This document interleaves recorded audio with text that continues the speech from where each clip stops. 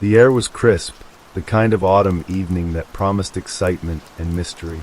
Lucy had spent the day running errands, her mind consumed by the mundane tasks of everyday life. But as she walked home, the unexpected happened.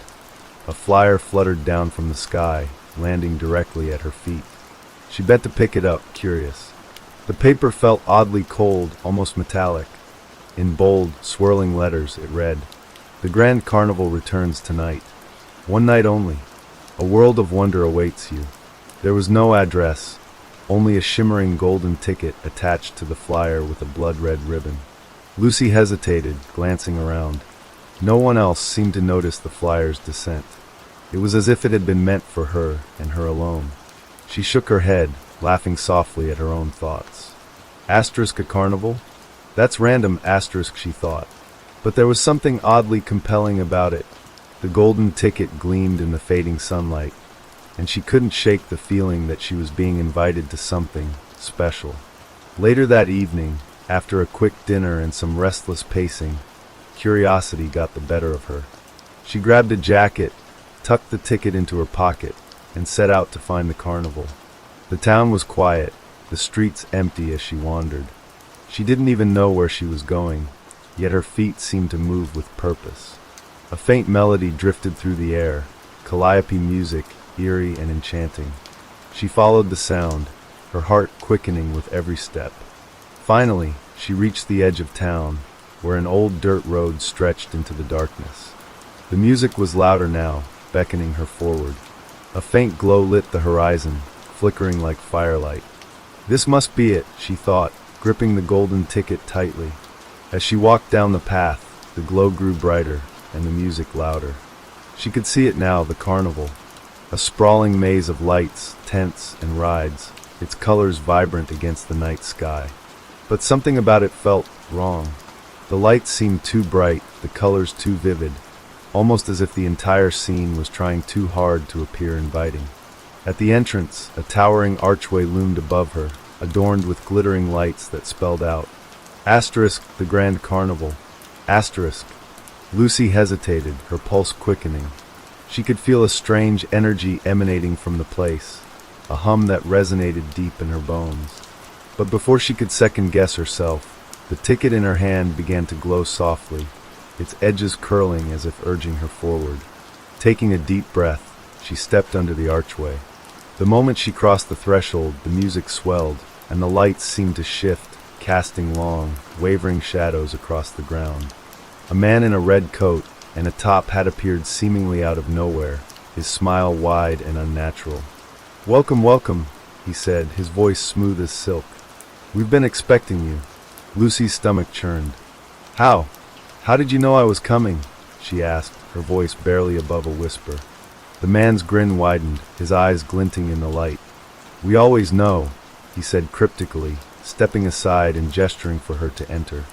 "Enjoy the wonders of the maze, but be warned. What you see may not be what it seems." Before she could respond, he disappeared, melting into the shadows.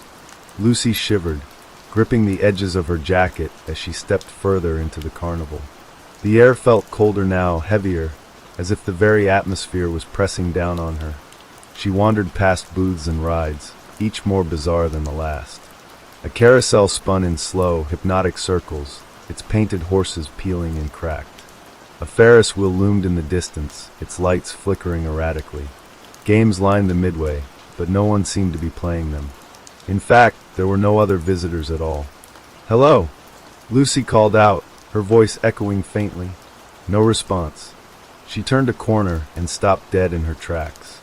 Before her stood a towering structure made entirely of mirrors. The entrance was a gaping archway, the words "Mirror Maze" etched above it in ornate lettering. Her reflection stared back at her from the mirrors, but something about it seemed off. The image was slightly distorted, her features stretched and blurred. She hesitated, glancing around. There was no one to stop her, no one to guide her. The maze seemed to call to her, the archway almost alive as it shimmered in the dim light. "It's just a mirror maze," she told herself. "Nothing to be afraid of." Taking a deep breath, she stepped inside. The moment she entered, the temperature dropped, and the world seemed to shift. The air grew still, the music outside fading into silence. Lucy turned, expecting to see the entrance, but it was gone. Her reflection stared back at her from every direction, an infinite number of Lucis trapped in an endless maze. She reached out to touch one of the mirrors, but her hand met cold glass. The reflections moved with her at first, mimicking her every action. But then one of them stopped. Lucy froze, her hand hovering in midair. The reflection stood perfectly still, its eyes fixed on her with an intensity that made her skin crawl. "Hello," she said, her voice trembling. The reflection didn't respond. Instead, it smiled. Lucy stumbled back, her breath catching in her throat. The smile on the reflection was sharp, wrong, as though it didn't belong on her face.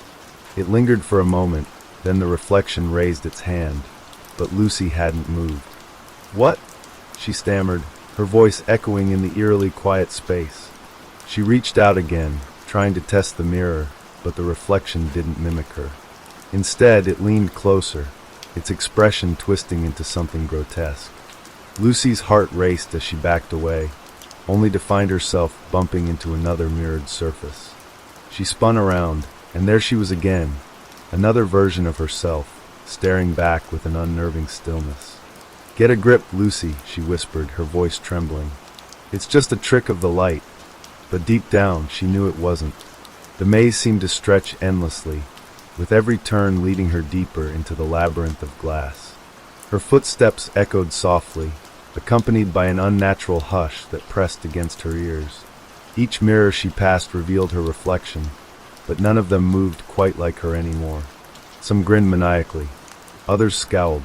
A few simply stared, their eyes wide and unblinking. At one point, Lucy paused, feeling the weight of countless reflections bearing down on her. She turned in a slow circle, realizing that every version of herself was now facing her directly, regardless of the angle. This isn't real," she whispered, clutching her arms. But the reflections seemed to disagree. From the corner of her eye, she saw one step out of sync. It tilted its head, its lips parting as if to speak. Lucy froze, her pulse pounding in her ears. "What do you want?" she asked, her voice barely above a whisper. The reflection didn't answer. Instead, it raised a finger and pointed, directly behind her. Lucy's stomach dropped. She turned slowly, dreading what she might see. But there was nothing. Only more mirrors, more endless reflections. She exhaled shakily, trying to calm herself. "Okay, enough of this," she muttered, gripping her jacket tighter. "There's got to be a way out." The maze seemed to respond to her desperation. The reflections began to ripple, the glass surfaces shimmering as if they were made of liquid. The lights overhead flickered, casting distorted shadows that danced across the walls. Lucy pressed forward, determined to find the exit. But the further she went, the stranger the maze became. The mirrors started to show things that shouldn't be there, dark shapes moving in the background, shadows that flickered and disappeared when she turned her head. And then she saw it. In one of the mirrors, just behind her reflection, was a figure. It was tall and gaunt, its face obscured by a veil of darkness. It stood perfectly still, its hollow eyes fixed on her. Lucy whipped around, her breath catching in her throat. But there was no one there. When she turned back to the mirror, the figure was closer. "No," she whispered, backing away. "This isn't happening." The figure in the mirror began to move, its long, bony fingers reaching toward her reflection. Lucy's heart pounded as she stumbled backward, desperate to escape. She turned a corner and ran, the sound of her own breathing echoing in her ears. The maze seemed to twist and shift around her, the walls closing in as she sprinted through the endless corridors. But no matter how far she ran, she couldn't escape the reflections. Everywhere she looked, her own face stared back at her, twisted into expressions of fear, rage, and madness. The mirrors seemed to mock her, their surfaces warping and bending as she passed. And then the laughter started. It was soft at first, a faint chuckle that seemed to come from everywhere and nowhere at once. But it grew louder, more menacing, echoing through the maze like a chorus of mocking voices. "Stop it!" Lucy screamed, covering her ears. "Just stop." The laughter didn't stop. Instead, the reflections began to move again. They pounded on the glass, their faces contorted with anger and desperation. Lucy's breathing grew shallow as she backed away, her mind racing. She had to get out. She had to escape. But the maze wouldn't let her go. Lucy's panic rose as the reflections became more aggressive. Their fists pounded against the glass, the sound reverberating through the maze. The mirrors trembled as though they might shatter at any moment. Her own face, dozens of twisted versions of it, screamed silently at her from every angle. She stumbled forward, her legs shaking, searching desperately for any sign of an exit. But every turn led her deeper into the maze, the corridors narrowing until she could feel the cold glass pressing against her arms as she passed. The laughter grew louder, mingling with the sound of pounding fists. It was no longer just her own distorted image haunting her. Other faces began to appear in the mirrors. Some were grotesque, their features warped as if melted by heat. Others were hollow-eyed, their mouths gaping in silent screams. One looked directly at her, its face too close to the surface of the mirror. "Let me out!" Lucy shouted, her voice cracking. A low whisper echoed in response, the words barely discernible. "You don't belong." Her blood turned cold. "Who's there?" she demanded, spinning around. The whisper came again, closer this time, almost in her ear. "You don't belong." Lucy ran, her boots echoing on the hard floor as she navigated the endless maze. Her breath came in ragged gasps, her chest burning with exertion. She turned corner after corner, each one leading her back into the same nightmare of endless mirrors and mocking reflections. And then she saw it, a faint light in the distance. Her heart leaped with hope. She pushed herself forward, ignoring the burning in her legs, her eyes fixed on the glow. The closer she got, the brighter it became, until she emerged into an open space. It was a large circular room, surrounded entirely by mirrors. In the center stood an ornate, antique mirror unlike the others. Its frame was carved with intricate patterns, and the glass shimmered with an unnatural glow. Lucy approached it cautiously, her heart pounding in her chest. She could feel the air grow colder with each step, the oppressive weight of the maze bearing down on her. The reflection in the mirror was her own, but it didn't mimic her movements. Instead, it stood still, staring at her with an unnerving intensity. "Who are you?" Lucy whispered, her voice trembling. The reflection smiled. "Who are you?" it replied, its voice a distorted echo of her own. Lucy stumbled back, her pulse racing. "What do you want?" The reflection tilted its head, its smile widening. "To take your place," it said, its tone casual, almost playful. Before Lucy could react, the mirror began to ripple, the surface distorting like water disturbed by a stone. The reflection stepped forward, its movements fluid and unnatural. "No!" Lucy shouted, backing away. The reflection emerged from the mirror, its form solidifying as it stepped onto the floor. It looked exactly like her, down to the smallest detail, but its eyes were darker, filled with malice. Lucy turned to run, but the room had changed. The mirrors that surrounded her now reflected the doppelganger instead of her. No matter where she looked, it was there, grinning at her from every angle. "Where are you going?" the doppelganger asked, its voice echoing around the room. "You can't escape." Lucy felt a hand grab her shoulder, and she screamed, spinning around to find the doppelganger standing inches away. "You're mine now," it whispered, its grin widening. Lucy tried to fight, but her limbs felt heavy, as though they were moving through water. The doppelganger raised its hand, pressing its palm against her chest. She felt a cold, sinking sensation, as though her very essence was being pulled away. "No," she screamed, struggling against the invisible force. "This isn't real. It can't be real." The doppelganger laughed, a hollow, chilling sound that filled the room. "Oh, it's real," it said. "And now, it's your turn to be trapped." Lucy's body felt like it was dissolving, her energy being siphoned into the doppelganger's icy grip. She screamed again, but her voice sounded distant, muffled, as though she were underwater. Her vision blurred, the mirrored room spinning around her. With a surge of desperation, she reached out blindly, her fingers brushing the frame of the ornate mirror. The glass pulsed under her touch, warm and alive, as if it were responding to her plea for help. Suddenly, a voice echoed in her mind, a deep, resonant voice, neither male nor female. "Break the cycle. Destroy the mirror." Lucy's mind raced. Was the voice real, or was it another trick of the maze? But she had no time to question it. Her strength was fading, her body growing colder by the second. She could feel the doppelganger's grip tightening, its laughter echoing in her ears. Summoning every ounce of willpower she had left, Lucy grabbed the mirror's frame with both hands and pulled herself upright. The doppelganger's face twisted in fury, its grip faltering as the mirror began to glow brighter, pulsating with an otherworldly energy. "No!" the doppelganger shrieked, lunging at her. "You can't escape!" Lucy didn't hesitate. With a primal scream, she lifted the mirror and smashed it onto the floor. The glass shattered into a million shards, each one reflecting a fragment of the nightmare she had endured. For a moment, there was silence, complete, deafening silence. Then, the room exploded with light, a blinding flash that engulfed everything. Lucy felt herself falling, tumbling through an endless void, her body weightless and her mind racing. When she opened her eyes, she was lying on the ground outside the carnival. The night was calm, the air cool against her skin.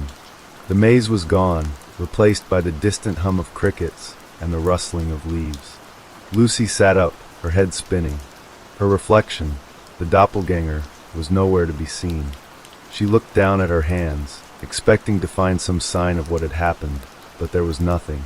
It was as if the nightmare had never occurred. But as she stood up, she noticed something glinting in the grass. It was a shard of the ornate mirror, its surface cracked and jagged. She picked it up, her fingers trembling, and stared into its fractured surface. Her own reflection stared back at her, but there was something wrong. The eyes were darker, the smile faintly twisted. Lucy dropped the shard, her heart pounding.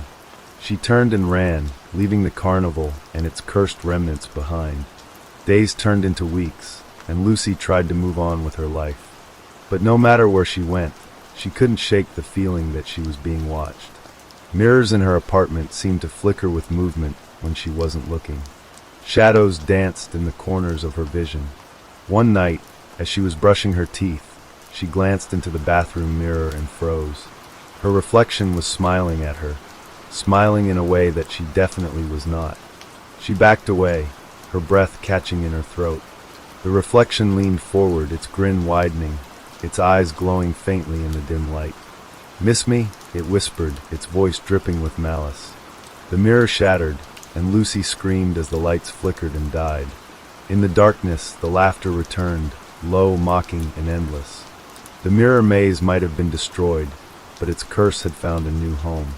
And Lucy would learn, too late, that some reflections can never truly be escaped. The sound of Lucy's scream hung in the still air, swallowed by the oppressive darkness of her small apartment. Her breath came in shallow gasps, and her hands fumbled for the light switch. The bulb flickered hesitantly before stabilizing, casting a dim glow across the room. The bathroom mirror was shattered, shards scattered across the sink and floor like glittering teeth. Her reflection was gone, or so she thought. She inched closer, her trembling steps crunching the fragments underfoot. "Just a mirror," she whispered to herself, her voice shaky, trying to anchor herself in reality. "It's just a broken mirror." But even as she said it, the air around her felt heavy, like it was pressing against her chest. She couldn't shake the sensation of eyes on her, watching, waiting. She glanced over her shoulder, half expecting to see the doppelganger lurking in the shadows. Nothing. A sharp laugh, low and guttural, echoed faintly from behind her. Spinning around, she saw the largest shard of glass still embedded in the frame, tilted at an odd angle. It reflected not her bathroom, but the twisting, disorienting corridors of the carnival's maze. "No," she murmured, stepping back. The shard pulsed faintly, a sickly green light emanating from its core. Slowly, tendrils of mist began seeping from the cracks, snaking their way across the floor. Lucy froze, her mind screaming at her to run, but her legs felt rooted to the spot. The mist coiled around her ankles, cold and damp, and a faint whisper rose from it. "Come back! Lucy! You belong with us!" Her name, spoken in 100 overlapping voices, made her stomach churn. The mist climbed higher, wrapping around her legs, her torso, her arms, dragging her closer to the mirror shard. "Let me go," she screamed, clawing at the air. The reflection in the shard shifted, the twisted corridors giving way to a grinning face, her face.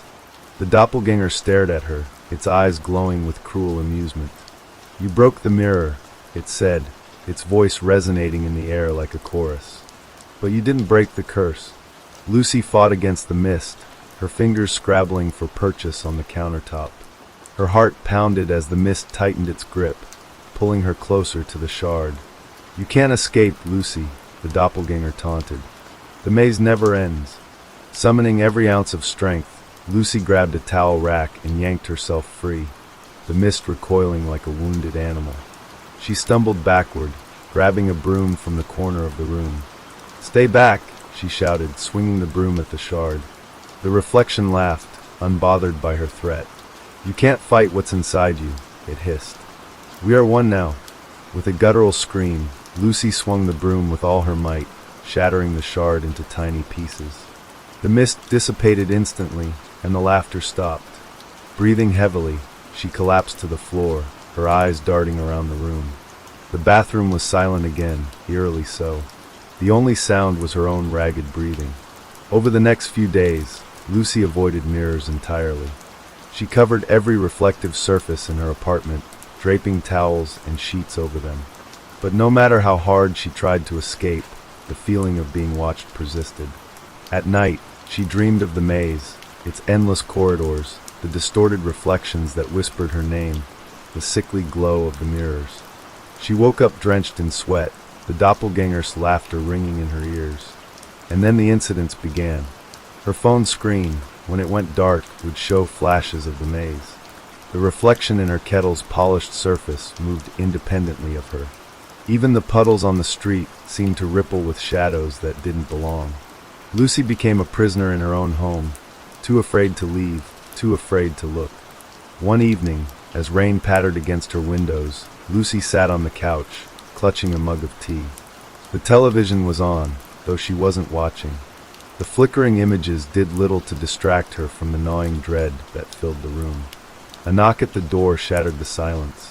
She froze. Another knock, louder this time. "Lucy!" A familiar voice called from the other side. "It's Sarah. Are you in there?" Sarah, her best friend. Lucy hadn't spoken to her in weeks, too ashamed to admit what she'd been experiencing. "Sarah," she called back, her voice cracking. "Yeah, open up. I've been worried about you." Lucy hesitated, then cautiously approached the door. She peeked through the peephole, relief flooding her as she saw Sarah's face. Unlocking the door, she pulled it open. But the moment Sarah stepped inside, Lucy's blood ran cold. The mirror behind Sarah reflected not the room, but the maze. And standing in its center was the doppelganger, smiling back at Lucy. "You invited me in," it whispered. Before Lucy could react, the room plunged into darkness, and the laughter began again. Lucy stumbled backward, her hands searching blindly for something, anything, to defend herself. The laughter grew louder, echoing in the pitch-black room, surrounding her like a suffocating fog. "Sarah," she called out, her voice trembling. No response. The darkness pressed against her, heavy and oppressive, and the air grew colder with each passing second. She could feel it now, the presence, moving closer. Her breath quickened as she strained to see, to hear, to locate her friend. "Sarah, answer me." A faint, almost imperceptible sound came from her left, a dragging noise, like feet shuffling across the floor. "Lucy," the voice was distorted, stretched, and wrong. She turned toward the sound, her fingers brushing against the edge of the coffee table. She fumbled for her phone, the small device her only hope of light. With shaking hands, she pressed the power button, and the screen illuminated the room in a faint glow. Sarah was standing just a few feet away, her head tilted at an unnatural angle, her eyes wide and unblinking. Her mouth moved, but the voice that came out wasn't hers, it was the doppelganger's. "You can't escape us," it said, its grin spreading impossibly wide. Lucy screamed and stumbled backward, dropping her phone. The light blinked out as it hit the floor, plunging the room back into darkness. She could hear the sound of Sarah's, or whatever it was now, footsteps coming closer, slow and deliberate. Blindly, Lucy felt her way along the wall, her fingers brushing against picture frames and light switches. Her heart pounded as she reached the kitchen. She grabbed a knife from the counter, her hands trembling as she turned to face the encroaching shadows. "Stay away," she shouted, her voice cracking. The laughter returned, louder and more menacing, surrounding her from all sides. And then, without warning, the lights flickered back on. The room was empty. Lucy stood there, knife in hand, her breath ragged. The kitchen was exactly as she had left it. No sign of Sarah, no sign of the doppelganger.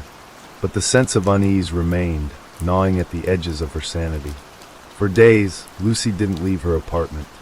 She barely ate, barely slept, and the constant paranoia of being watched consumed her.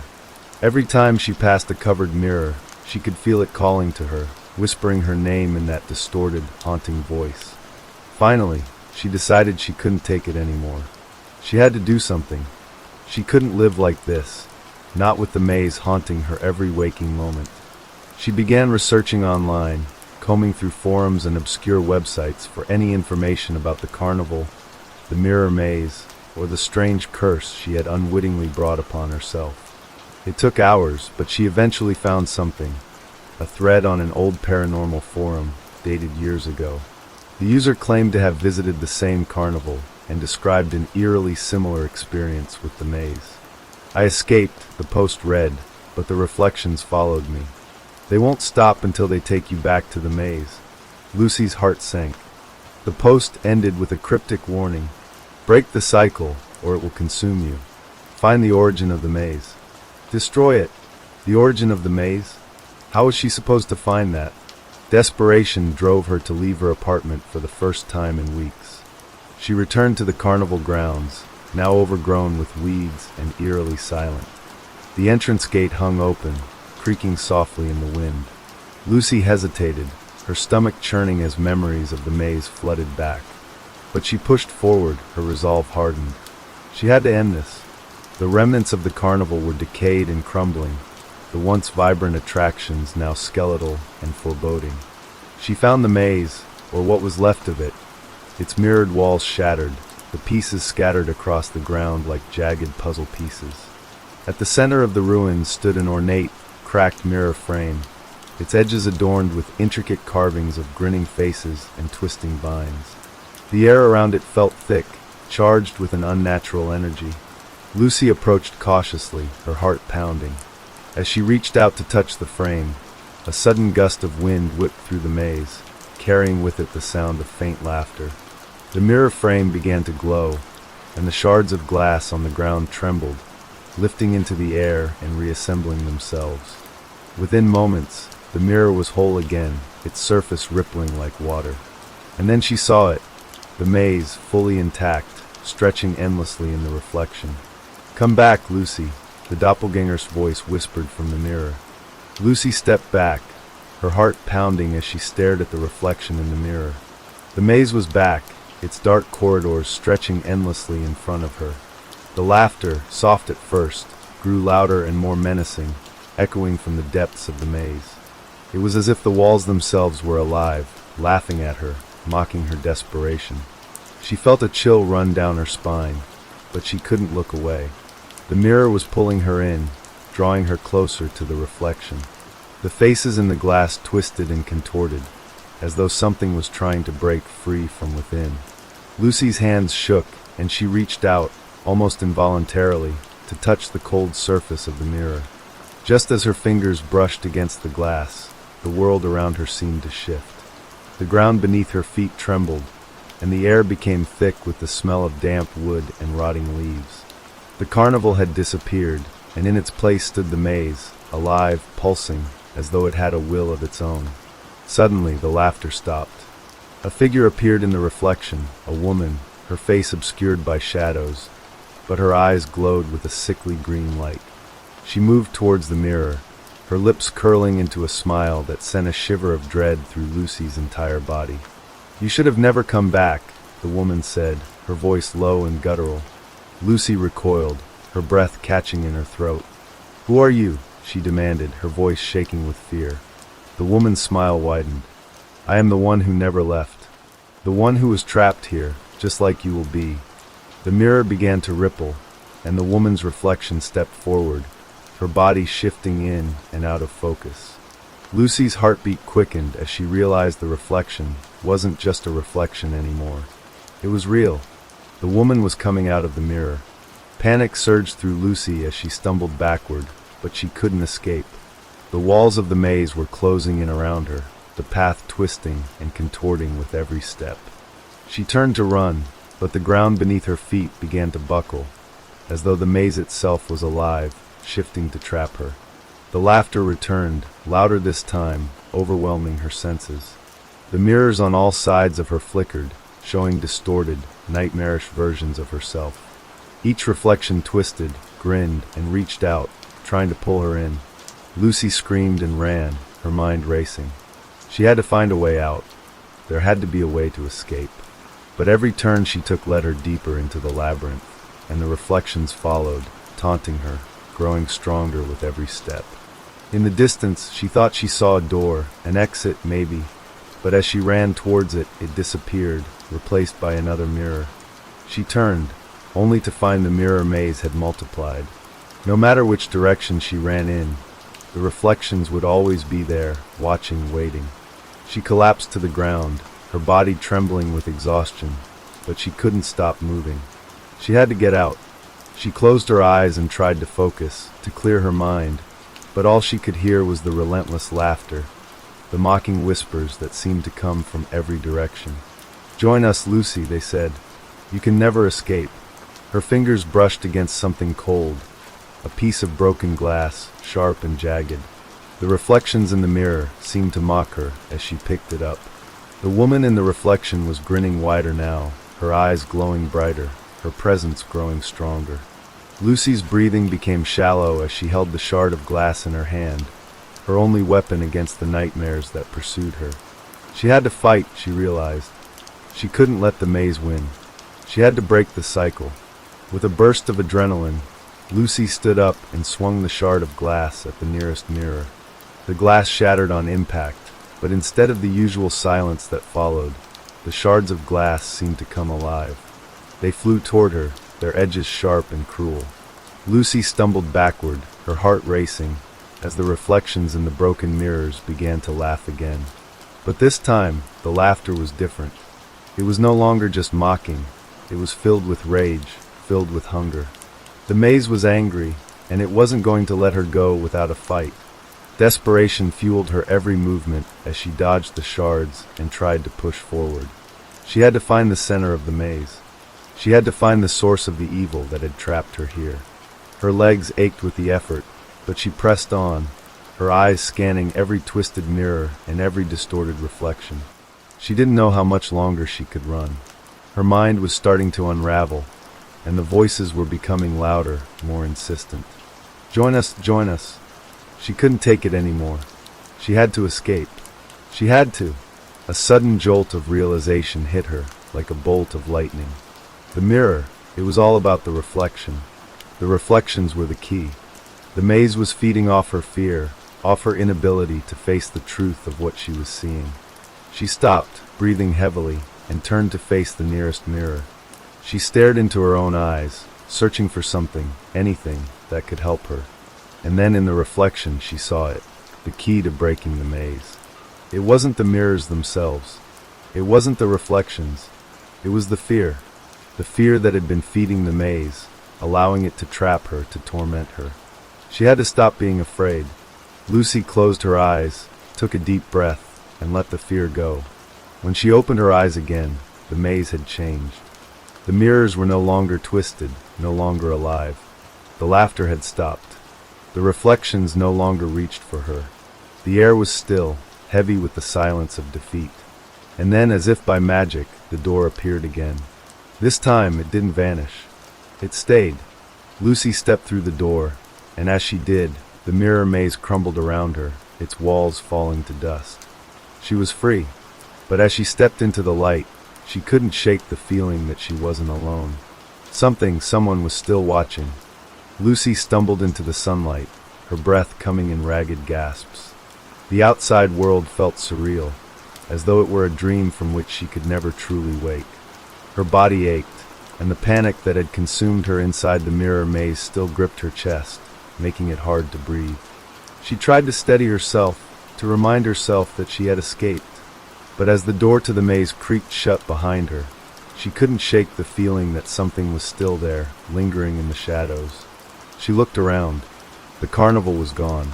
What remained was an eerie, desolate field, a stretch of empty, overgrown grass with twisted trees lining the horizon. There were no lights, no sounds of laughter or music. The air was thick with silence. Lucy's heart raced again, and she turned in a circle, trying to gather her bearings. There was no sign of the carnival or the maze. Had she really escaped? Or had she simply been moved to another part of the twisted world the mirrors had created? Then she heard it, a soft, distant sound, like a whisper, but so faint that she could hardly make it out.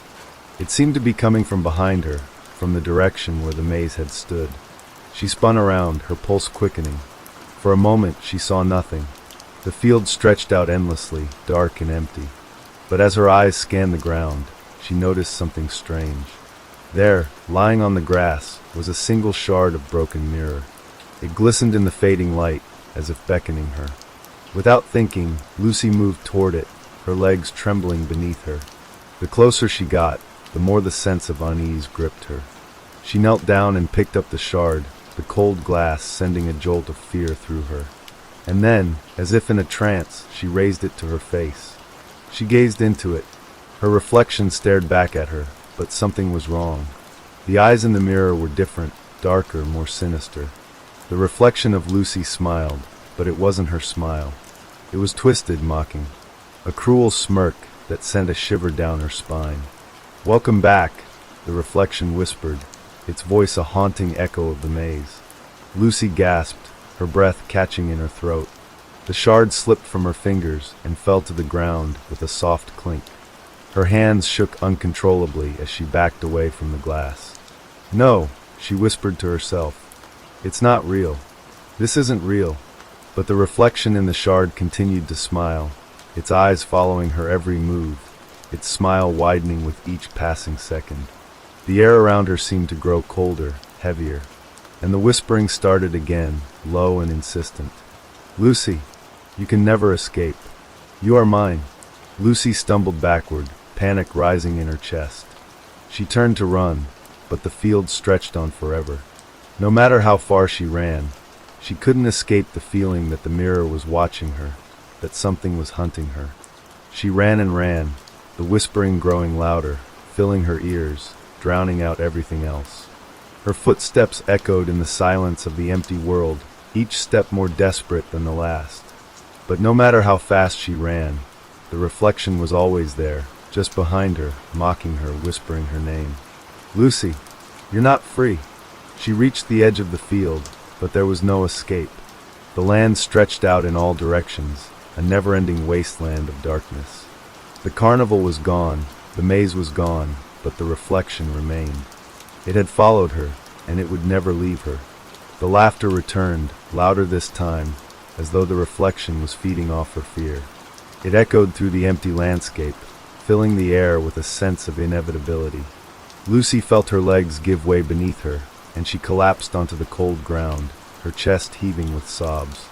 She had thought she had escaped, but now she realized there was no escaping the maze. It had followed her here, into the real world. The reflection was part of her now, and it would never let her go. Tears streamed down her face as she closed her eyes, her mind reeling with the realization that there was no escape. The maze had been only the beginning. The true horror was not the labyrinth of mirrors, but what it had awakened within her. The whispering grew louder, the reflection's voice filling her ears as it laughed, cruel and triumphant. And then Lucy heard something else, a voice that cut through the darkness. "Lucy, you're not alone." She opened her eyes, her heart racing. Standing before her, in the distance, was another figure. A silhouette, shrouded in shadow, just beyond the edge of the field. At first, she thought it was a trick of the light, another reflection from the mirrors that still haunted her. But as the figure moved closer, she could see it was real. And then she recognized it. It was her. The reflection, the twisted version of herself, stood before her, smiling that same cruel smile. But this time, it wasn't just a reflection in the glass. It was real. The reflection had come to life. Lucy screamed and tried to run, but the doppelganger moved faster, blocking her path. She was trapped.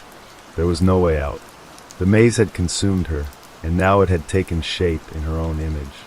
The very thing that had tormented her in the mirrors was now standing before her in the flesh. "Did you really think you could escape?" the reflection asked, its voice dripping with malice. Lucy backed away, shaking her head in disbelief. "No, this can't be happening. You're not real." But the reflection's grin only widened. "Oh, I'm very real, Lucy," it said, its voice filled with cold, dark amusement. "And now you'll never leave." As the figure reached out for her, Lucy realized with a terrible clarity that she had been wrong. The maze had never been the true trap. The true horror was that the reflection, her reflection, was always with her, and it would never let her go. The field around her seemed to blur as the air grew thick with darkness. The whispering grew louder until it drowned out all sound. The last thing Lucy saw before everything went black was her own twisted smile staring back at her. And then silence. As the darkness pressed in on her, Lucy's mind felt like it was unraveling. The silence stretched on, suffocating her. She reached out into the void, her hands trembling, but there was nothing, just the emptiness that seemed to stretch on forever. Her breath quickened, but no sound came. The reflection was still there, somewhere, watching, waiting. Her heart thudded in her chest, louder and louder, until it felt like it was shaking her bones. Then, a single whisper broke the stillness, soft, like a breath against her ear. "You're not alone." Lucy froze. She tried to turn to look, but her limbs felt heavy, as if they were stuck in tar. Her breath caught in her throat. The voice came again, this time louder, insistent.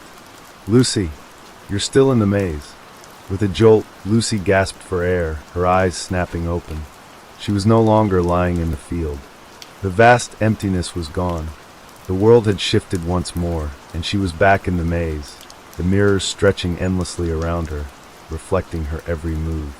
But this time, something was different. Something felt more real, more immediate. The reflections that had once mocked her now seemed to move independently. They were not mere images. They were alive, staring at her with twisted expressions, their eyes following her every movement. Every turn she made, she saw the reflections of herself, each one smiling that terrible smile, each one moving just a little differently, as if they had their own desires. Lucy's heart raced.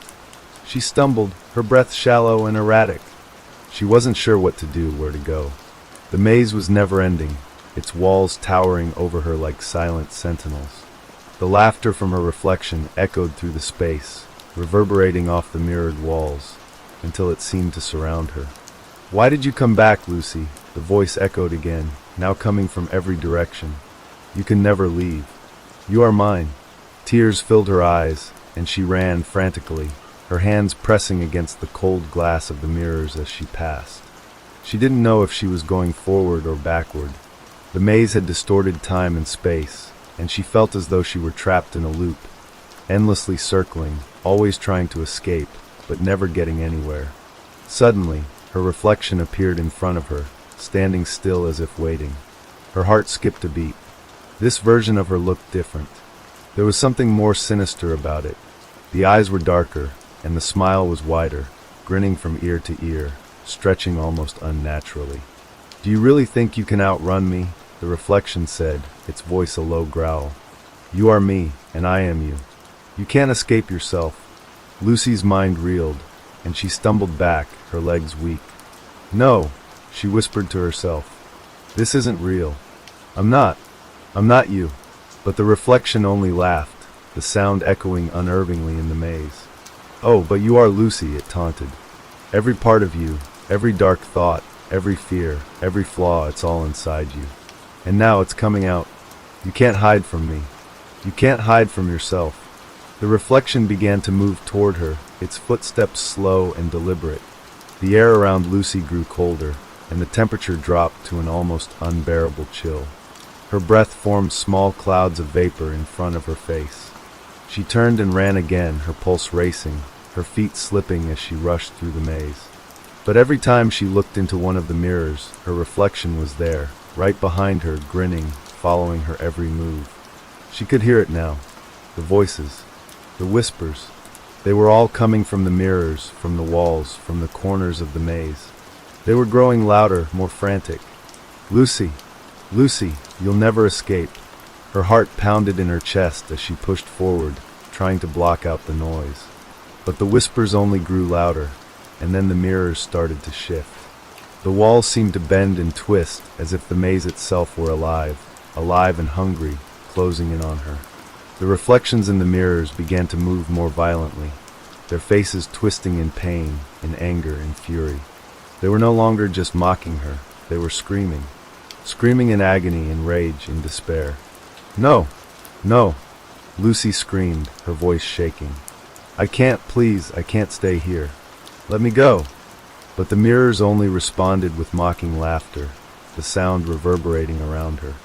She pressed her hands against her ears, desperate to block out the noise, but it was impossible. The reflections had become more than just images. They were alive, and they wanted her. "You're trapped, Lucy. You always have been," the voice from the mirrors whispered, low and sinister. Tears streamed down her face as she collapsed to the ground. The walls of the maze seemed to close in on her, the mirrors pressing in from all sides. She was suffocating in the maze, her vision blurring, the air thick with the weight of her fear. But then, just as the world around her seemed to collapse entirely, there was a sudden stillness. The laughter stopped. The whispers faded. And there, in the silence, Lucy looked up. The reflection of herself stood before her again, but this time, it wasn't smiling. It was sad.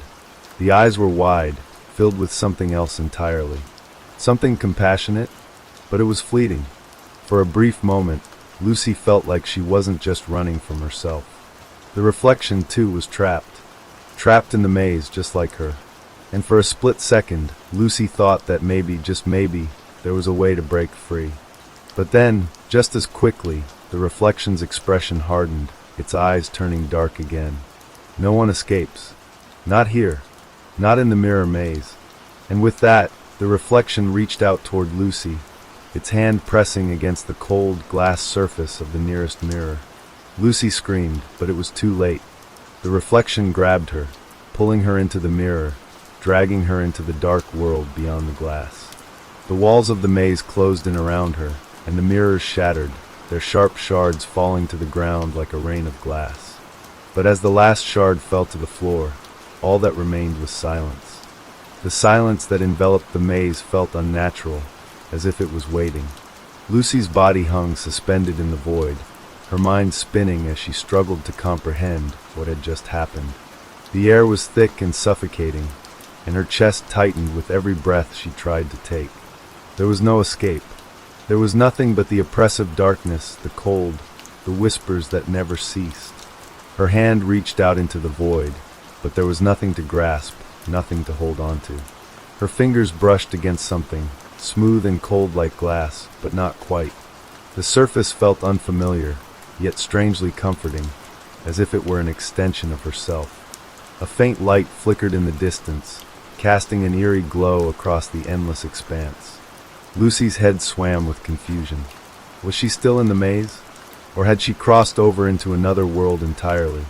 The walls of the mirror maze no longer existed, nor did the reflections. There was only darkness, only silence, only her. Then in the distance a soft, muffled sound, a voice, faint but unmistakable. "Lucy!" Her name echoed through the emptiness, coming from somewhere deep within the blackness. Her heart skipped a beat. It was the same voice that had tormented her from the very beginning, the voice of her own reflection. "Lucy!" The voice repeated, this time louder, more insistent. "Why did you leave me behind? You can't escape me. You never will." The words cut through her like ice, freezing her in place. Her reflection, The malevolent force that had been chasing her, that had been haunting her thoughts and her every movement, was still here. It was never gone. It was always with her. She tried to move, to run, but her body refused to obey. Her limbs felt heavy, weighed down by an invisible force, as if the very air around her was pressing against her, trying to hold her in place. Her chest tightened, her heart racing faster and faster, as though it was trying to beat its way out of her body. And then the darkness shifted. Slowly, at first, just a slight distortion, like the flicker of a candle in the wind. But then it became more pronounced. The shadows twisted and turned, bending in impossible shapes. The blackness pulsed, and Lucy could feel it. The same malevolent energy that had radiated from the mirror maze. It was everywhere now. It was inside her. "You're not alone anymore," the voice whispered, sending a chill through her spine. The shadows parted, revealing a figure, no figures, emerging from the dark. They were blurred at first, like shadows struggling to take form, but slowly, they sharpened into something more recognizable. Lucy's heart stopped. The figures were reflections, shattered pieces of herself, twisted and distorted, just as the reflections in the maze had been. Each one was a different version of her, each one wearing an expression of twisted, malevolent glee. Some smiled in sinister satisfaction. Others looked terrified, pleading for release. But the worst part, they weren't just reflections. They were real. Lucy's breath hitched as she backed away from them, her eyes wide with terror. No, this can't be happening," she gasped, stumbling backward. But they followed her, moving in perfect synchrony, as though they were connected to her by an invisible thread. She tried to scream, but her voice caught in her throat. One of the figures stepped forward, its twisted smile stretching further, its eyes gleaming with malice. "We're you," it said, its voice dripping with venom. "And we're all you ever needed." The other reflections began to close in, their eyes locked on her with predatory intent. Lucy felt their gaze, cold and unfeeling, sinking into her soul. They were part of her, fragments of her, each one a dark aspect of herself she had buried deep within. Her fears, her insecurities, her shame. "You can't hide from us," another reflection sneered. "We are you. You are us." Her pulse raced. Her mind felt like it was unraveling. She needed to run, to escape. But there was nowhere to go. The shadows pressed in on her, wrapping around her like a suffocating cloak. "Let me go," she screamed, her voice echoing in the endless void. "I don't want this. I don't want to be you." But the reflections only laughed, their laughter rising in volume, in intensity, until it felt like the walls were closing in on her, their mocking voices reverberating around her like an endless echo. It was like a cruel joke that had no punchline, a nightmare that refused to end. "You can't escape, Lucy. You can never escape yourself." The shadows twisted again, their forms becoming clearer, more defined. Each reflection moved closer to her, and Lucy could feel her strength draining, like the life was being siphoned from her body. She fell to her knees, her chest tightening, her breath ragged. "You're part of the maze now," one of the reflections whispered, crouching down beside her. Its hand reached out, cold and clammy, brushing against her cheek. "And we're never letting you go." Lucy's head spun, her vision blurred as the world around her began to distort, shifting and warping in a maddening dance of light and shadow. She couldn't escape. She couldn't breathe.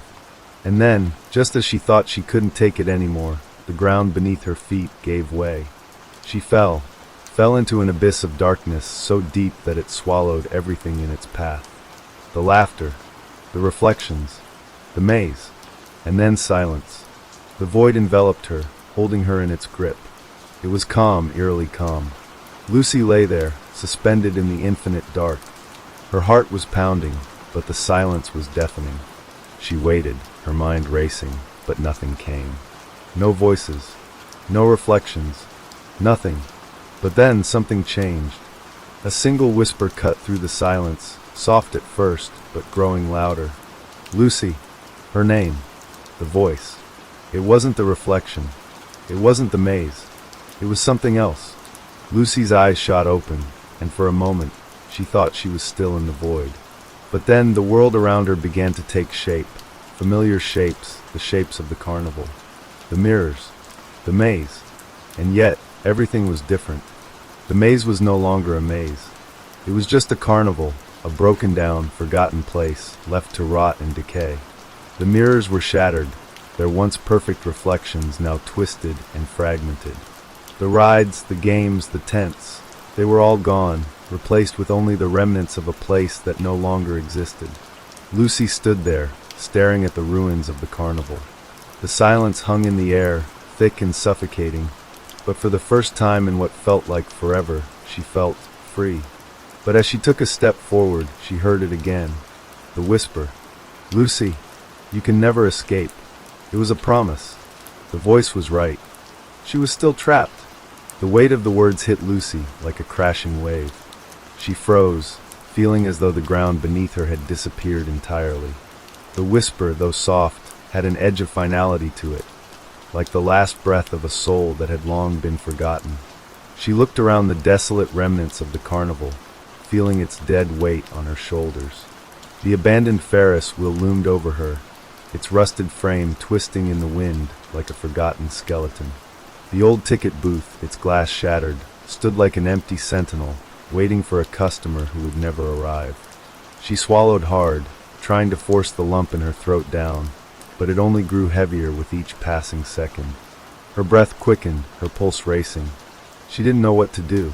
It was as if the carnival itself had been a dream, something ephemeral that had faded away, but the terror, the voices, the reflections, they were still very real. They followed her, lingering in the dark corners of her mind. "Lucy!" This time the voice was louder, more distinct, as if it was no longer just a whisper. She turned quickly, scanning the ruins. But there was no one. Only shadows stretched in the corners where the tents used to stand, where laughter and screams used to fill the air. Only silence now. Lucy's heart thudded painfully in her chest.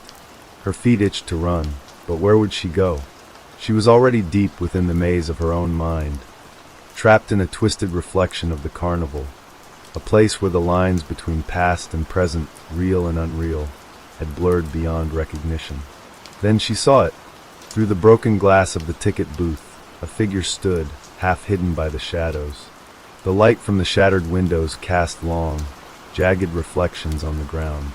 The figure was tall, their back to her, but the silhouette was unmistakable. It was herself. She stumbled back, her breath catching in her throat. How could it be her?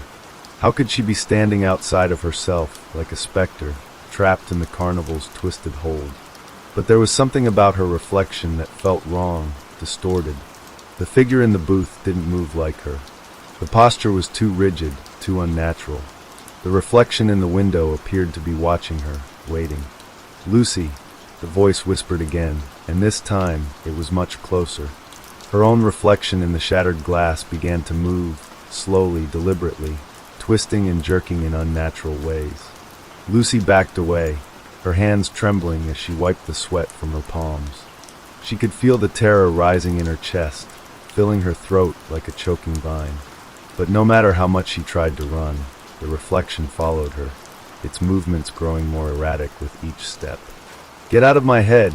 she screamed, her voice echoing across the empty carnival grounds. The sound ricocheted off the abandoned structures, making her feel smaller, weaker. Her reflection, still motionless in the booth, grinned. The smile wasn't hers. It wasn't something she would ever make.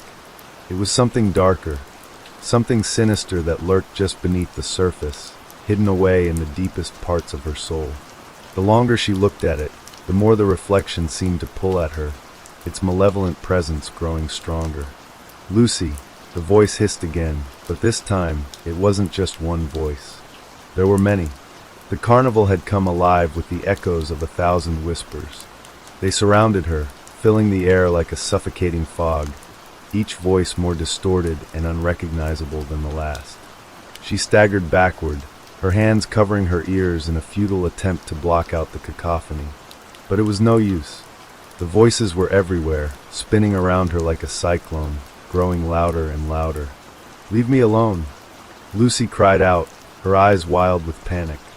She turned, desperate to escape, but the carnival had changed. The paths, which had once seemed endless, now twisted in on themselves. The Ferris wheel had vanished. The carousel was now nothing more than a decaying husk of rusted metal, its horses turned to stone. The games were gone, the booths abandoned, the lights extinguished. She was alone, trapped, in the same place she had always been, the mirror maze. Her body trembled as she took another step, the sharp crack of her footsteps ringing through the empty void. But as she moved, she realized something. The air felt different now, thicker, colder. It wasn't just a chill. It was a presence, a heavy weight in the air, like something watching her, waiting for her to make a mistake. She spun around, heart hammering in her chest. Her reflection was there again. This time, it wasn't just standing. It was moving. It was her, but it wasn't. The twisted version of herself stepped out of the booth, its feet dragging like a corpse that had been long forgotten. It walked toward her with deliberate slowness, its eyes never leaving hers. The grin on its face grew wider, more grotesque with each step. It was mocking her, toying with her. Lucy's blood ran cold as the reflection came closer. It wasn't human anymore. It was something else, something darker, something far more dangerous than she could have ever imagined. The reflection stopped just in front of her, its grin stretching even further. It leaned forward, its breath cold and sharp against Lucy's skin. "You can't escape me, Lucy," it whispered, its voice low and venomous. "I am you, and you are mine." Lucy took a step back, but the reflection reached out with long, bony fingers. The touch was icy, sending a shock of panic through her veins.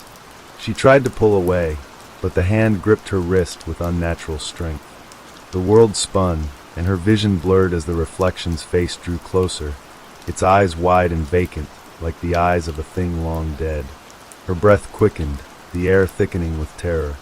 "Let me go," she screamed, her voice cracking in desperation. "Please." But the reflection didn't listen. It dragged her closer, pulling her into the darkness, into the maze of mirrors that never stopped twisting and changing. Lucy's mind screamed for her to run, to fight back, but the reflection was everywhere now, a suffocating force that pressed in on her from all sides. The whispers returned, louder, more forceful, suffocating her from within. There was no escape. She was already lost. And as she felt the cold, unyielding grip of the reflection pull her deeper into the nightmare, she understood the truth. There was no way out of the maze. The mirrors didn't just reflect the past, they held it captive. And Lucy, she was trapped in its prison forever. The figure in the mirror pulled harder, and I felt my feet slide on the smooth floor, resisting the inevitable pull. My eyes were wide, frantic, as I stared at the hand that seemed to emerge from the glass itself. It was so cold, so unnatural. Every fiber of my being screamed for me to break free, but it was as if I were paralyzed. The hand tightened its grip, and I could feel a cold, unyielding force seeping into my bones. I tried to scream again, but my voice caught in my throat, choked by the overwhelming presence of whatever stood on the other side of the mirror. Then, as though by instinct, my gaze flickered back to the reflection. I saw the figure's face, and it was a twisted version of my own, distorted and grotesque. Its lips curled into a smirk, its eyes glowing with an eerie, unnatural light. The reflection tilted its head as if studying me, and I could feel its gaze digging into the deepest corners of my mind. With a jolt, I realized something worse. This was no ordinary reflection. It was me, but it wasn't me. I was seeing the me from a past life. Something far older, far more sinister. This was the version of me that the carnival had taken, the soul that had been trapped here, forever repeating the same curse. Was I seeing myself from another time, another existence? Or was this the creature that had stolen my soul, doomed to walk this maze for eternity? The figure's smirk twisted into a cruel grin, and the glass around it rippled like liquid, distorting everything it touched. Its arm reached through the mirror again, further now, as if it were getting stronger with each passing moment. I could feel the oppressive weight of its gaze as it held me in place, forcing me to watch it. "You're going to join me," it whispered, the voice so familiar yet so foreign. "You've always belonged here." I wanted to pull away, to fight against it, but my body betrayed me. I was frozen in place, my mind screaming, but my limbs unwilling to obey. There was something hypnotic in its gaze, something pulling me toward the reflection. The more I stared at the figure, the more I felt like I was slipping away, like my consciousness was being pulled through the mirror, and I was no longer in control. Then, without warning, the reflection moved closer, its face pressing against the glass, just inches away from mine. I could see every detail, its eyes cold and lifeless, its mouth stretching into a grimace. I wanted to look away, but my body refused. I was trapped, bound by the reflection's malevolent force. "You'll never leave," it whispered again, its voice now an overwhelming, echoing chant. "This place, it has claimed you. It always does." The words rang in my ears, drowning out everything else. It was as if I were drowning in its voice, suffocating in its cold, empty presence. Suddenly, I was yanked forward. I stumbled, my hands slapping against the cold glass. My heart raced as I felt myself being pulled into the mirror, as if it were sucking me in, drawing me closer. The coldness intensified, a biting chill seeping into my skin, down into my very bones. "No!" I screamed, my voice breaking through the silence. My hands scrabbled against the glass, trying to push myself away. But it was no use. The reflection's grip tightened, dragging me in, pulling me deeper, until I was completely surrounded by the glass, unable to tell which way was up. And then, with one final, forceful tug, the mirror shattered. The glass exploded, splintering into 1,000 pieces that rained down around me. But I didn't fall. I didn't feel the floor beneath my feet. Instead, I was floating weightless, suspended in some dark void. It was as if the mirror had consumed me entirely, pulled me into its world. I could hear the laughter again, distant yet omnipresent. It echoed through the void, a deep, malevolent sound that sent chills down my spine. The reflection, the one that had trapped me here, was gone. But the void around me was even worse. It was cold, empty, silent.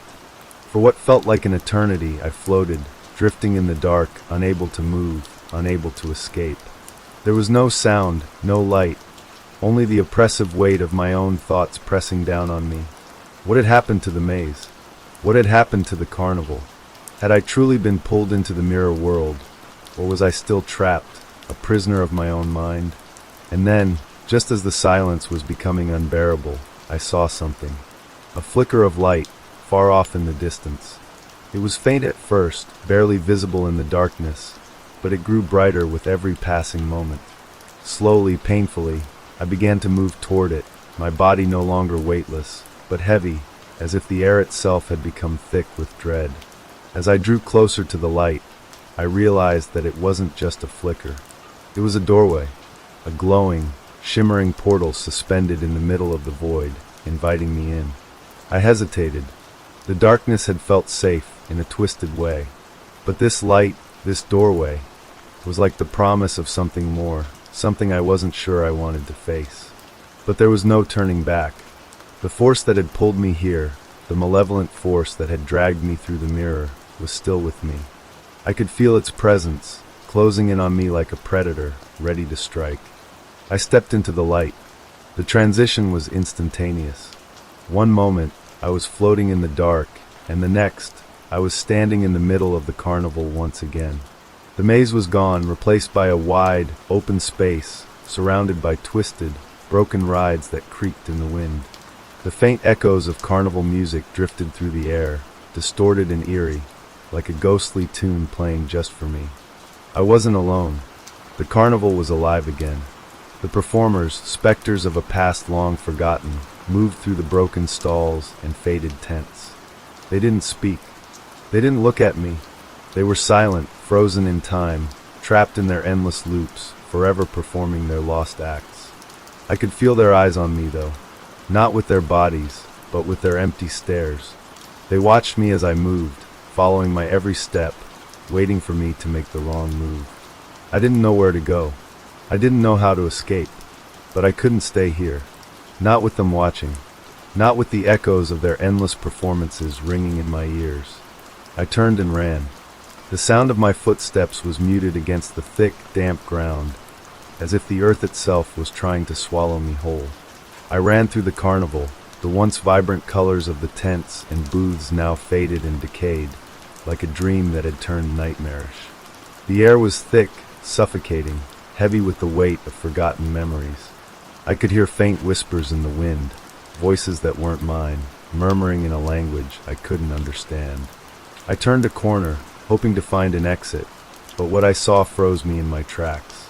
The Ferris wheel loomed above me, its rusted metal frame creaking in the wind. It should have been abandoned, broken down, a relic of the past. But somehow it was functioning slowly, lethargically, but still turning. The empty seats swayed as if beckoning me, inviting me to climb aboard. But I wasn't about to fall for it again. I turned away, my heart pounding in my chest. There was something terribly wrong with this place. Every step I took seemed to echo too loudly in the stillness, a constant reminder that I wasn't alone. Even though the carnival was empty, it was full of life. Shadowy figures moved just beyond the edges of my vision, and faint laughter drifted toward me on the wind. I glanced over my shoulder. The performers were still there, in the distance, silent, their eyes fixed on me. They hadn't moved, but they were watching me. I could feel their eyes, cold and unblinking, drilling into me. I wanted to scream at them to leave me alone, but no sound escaped my lips. It was as though the carnival had taken my voice, along with my ability to escape. I broke into a sprint, my breath coming in short, shallow gasps. The carnival's twisted streets stretched before me, a maze of forgotten paths and broken dreams. It felt as though I had been running for hours, yet nothing seemed to change. The same crooked booths, the same abandoned rides. It was as if I was trapped in some kind of loop, an endless cycle that led nowhere. Suddenly I stumbled, falling to my knees. My hands scraped across the rough ground, leaving trails of blood in their wake. I looked up, and my stomach dropped. In the distance, I saw a figure standing in front of the ticket booth, a man dressed in tattered carnival attire, his face hidden beneath a pale, cracked mask. He didn't move. He didn't blink. His presence was overwhelming, suffocating. I could feel his gaze on me, even though I couldn't see his eyes. It was as if he was pulling me toward him, beckoning me to come closer, closer. Every instinct in my body screamed at me to turn and run, but I couldn't. My legs were frozen, my mind trapped in a haze of fear. "Help," I whispered, my voice hoarse, barely a breath escaping my lips. "Please." The man didn't respond. He simply stood there, motionless, like a statue. His presence was more oppressive than the darkness around me, more terrifying than any of the creatures that had haunted me thus far. I could feel my pulse pounding in my ears, the pressure of his gaze crushing me from all sides. He was waiting for something, waiting for me to make the next move. I couldn't take it anymore. I pushed myself to my feet, ignoring the pain that shot through my limbs. My heart was racing, my mind was clouded with panic. The carnival, this nightmare, was closing in around me. And then, like a switch had been flipped, the carnival seemed to change. The air grew colder, the lights flickered, and the distant laughter became louder, more manic, more chaotic. The performers began to move. Slowly, methodically, they started to approach, their limbs jerking and twitching unnaturally, like puppets on strings. The man in the mask tilted his head, still silent, but now I could feel the weight of his stare more than ever. It was too much. I turned and ran, my legs carrying me faster than I had ever run before. The carnival blurred around me, a kaleidoscope of distorted, twisted shapes and colors. The performers' laughter echoed in my ears, their footsteps following me, growing louder and louder with every passing second. I didn't know where I was going anymore. There was no escape. The carnival had consumed me, body and soul, and there was nowhere left to hide. Every corner I turned led me deeper into the maze, into the heart of this maddening nightmare. As I ran, I saw the carousel ahead of me, its horses frozen mid-gallop, their eyes wide and lifeless. The music, that haunting melody, played softly in the background, growing louder as I neared. The horses turned their heads slowly, all of them looking at me at once, their eyes black voids, devoid of any humanity. I was surrounded. The performers had closed in. Their twisted faces, once hidden in shadows, were now illuminated by the dim, flickering lights of the carnival. They grinned at me, their mouths stretching unnaturally wide, their teeth sharp and jagged. Their eyes burned with a malevolent hunger. I was trapped. My breath came in ragged gasps, my chest heaving with panic.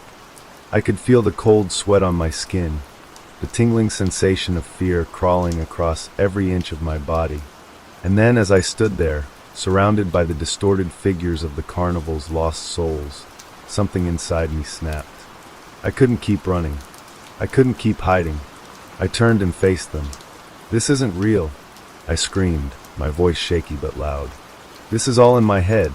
The performers didn't respond. They simply stood there, watching me, waiting. Their silence was deafening, a heavy weight that pressed down on me.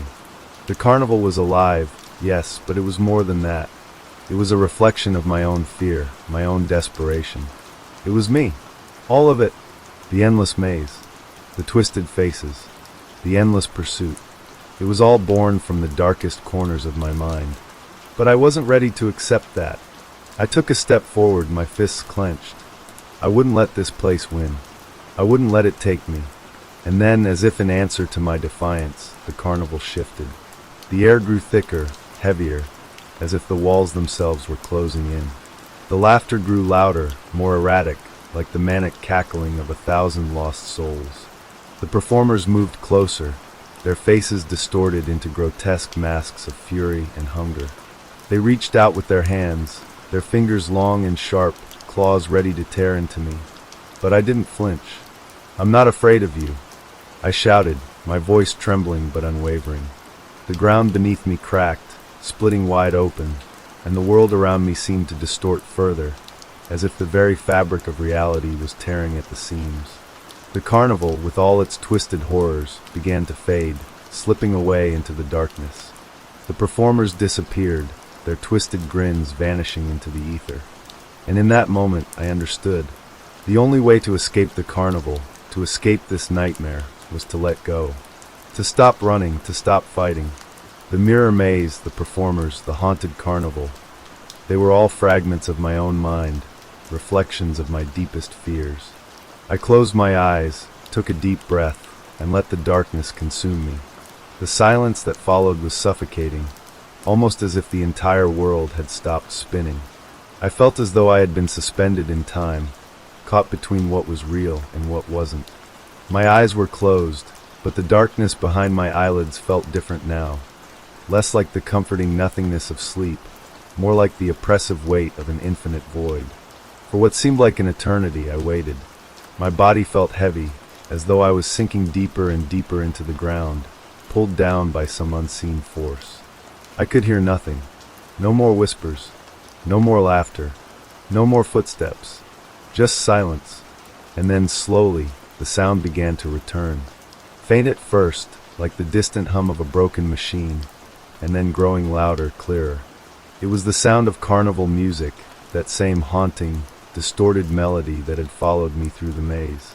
It was everywhere now, surrounding me, enveloping me, burrowing into my brain. I opened my eyes, but the world around me hadn't changed. I was still standing in the carnival, still lost within its decaying grounds. But now there was a new sense of awareness, a clarity that hadn't been there before. It was as if I had awoken from a deep, unsettling dream, but the nightmare was far from over. I looked around, scanning the area for any signs of life, or anything that could tell me where I was. The tents loomed in the distance, their bright colors faded and tattered. The Ferris wheel was still turning slowly, its rusted metal creaking in the wind. The carousel, its horses frozen mid-gallop, stood motionless, yet it felt alive, as though something were waiting for me to approach. I took a hesitant step forward, my mind racing. The carnival had a life of its own, and I had no idea how to escape it. But as I moved, something caught my attention, a shadow. A movement from the corner of my eye. I whipped my head around, but there was nothing there. Just the same empty, decaying carnival. Or was it?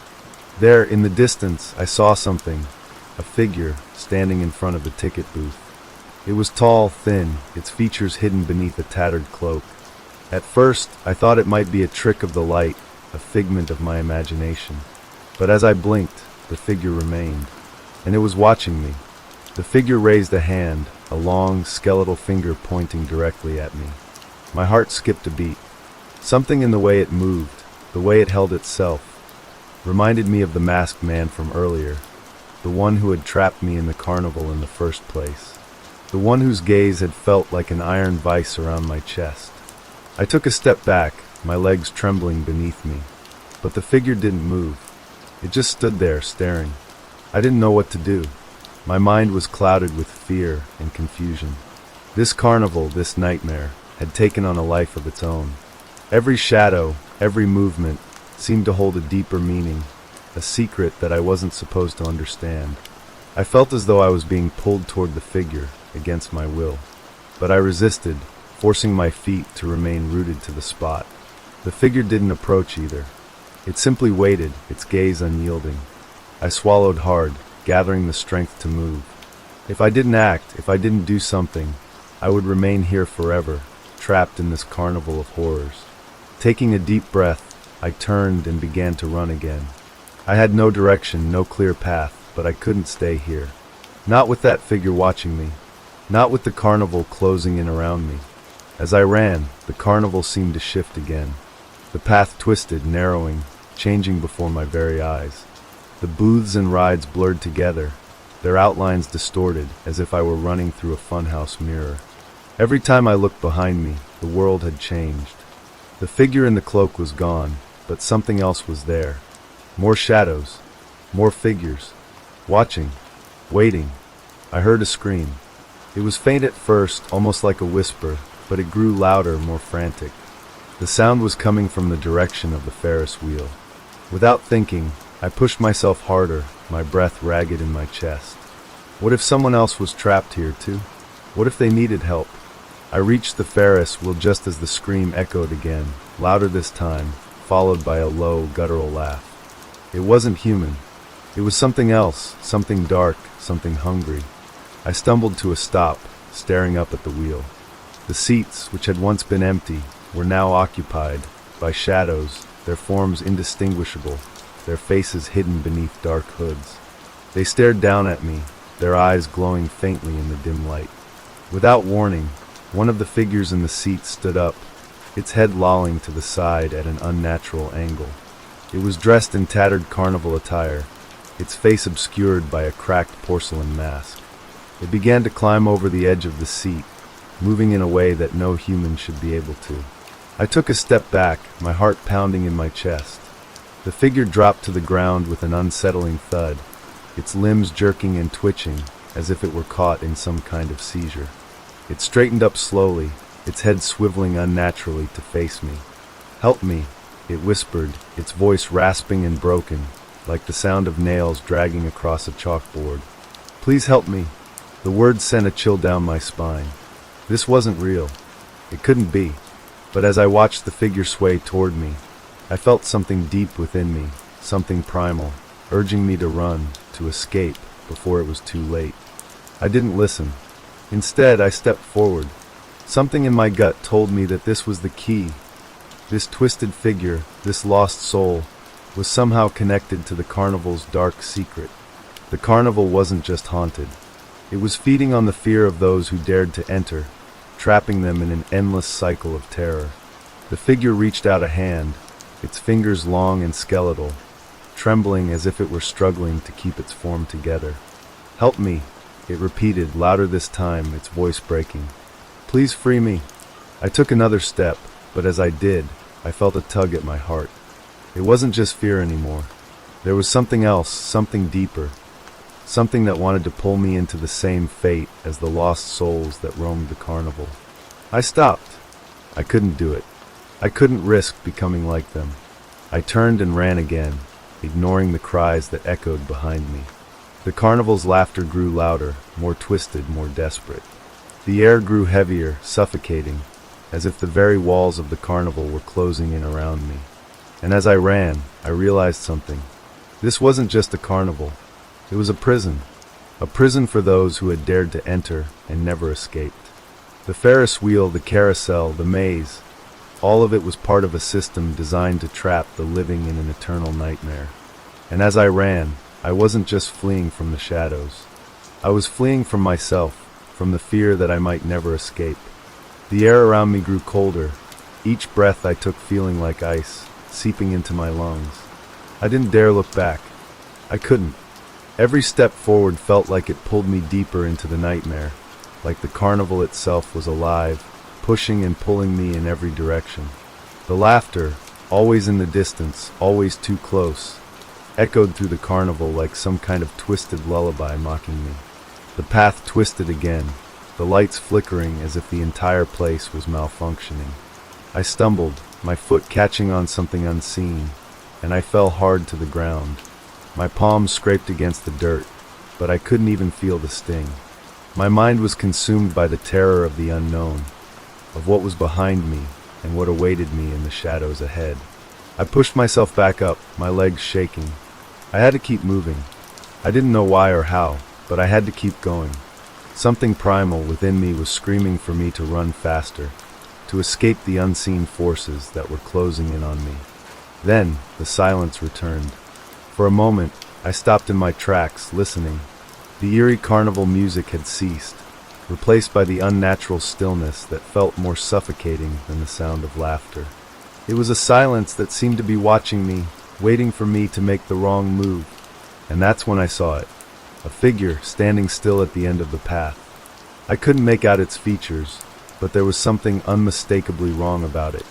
The figure didn't belong in this world. The way it stood so perfectly still, yet there was something off, too perfect, too unreal. It was the same feeling I'd gotten when I had first stepped into the carnival, like everything here was just a few degrees removed from reality. I took a hesitant step forward, the hairs on the back of my neck standing up. The figure didn't move. I called out, but my voice caught in my throat, strangled by the overwhelming silence. I couldn't understand it. It wasn't just an ordinary shadow. It was an embodiment of the fear this place had been building up in me. I approached it slowly, my heart thudding louder with each step. And then, as I neared it, I froze. The figure turned its head slowly, its eyes glowing with an unnatural light. They were dark and hollow, like two black voids that sucked in all the light around them. And for a brief, heart-stopping moment, I thought I saw my own reflection in those eyes. No, that couldn't be possible. I took a step back, my legs failing me as I stumbled again. The figure stepped forward, its movements jerky and unnatural, like a puppet being controlled by an unseen hand. It tilted its head, almost curiously, as though it were studying me. And then it spoke, but the voice that came from its mouth wasn't its own. It was my voice, my own words, distorted and twisted, like an echo from some dark corner of my mind. "Why did you come here?" it asked, its voice hollow and cold. "Why did you think you could escape?" I froze. The words pierced through me like ice, making every part of my body go numb. Escape? What did it mean by that? "I came for answers," I said, my voice barely a whisper. The figure tilted its head further, as if considering my response. "Answers," it repeated. "You don't belong here. You never did." A chill ran down my spine as its words sank in. Something deep inside me felt the weight of what it said. The carnival, the maze, the reflection of myself in those eyes. I wasn't just being hunted by the spirits of this place. I was being hunted by something far worse. The figure stepped closer, its footfalls unnervingly silent.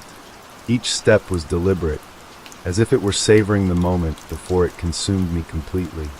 I wanted to run, to scream, to do anything to escape the grip of this nightmare. But I couldn't. My body refused to move. "You're trapped," the figure said again, its voice growing more distorted, more monstrous with each word. "And you will never leave. No one ever leaves." I opened my mouth to scream, but no sound came out. The air grew heavier, suffocating, and I could feel the walls closing in around me, narrowing, squeezing tighter and tighter. My heart raced as I felt the presence of the carnival, of the maze, of everything that had happened to me so far, pressing down on me.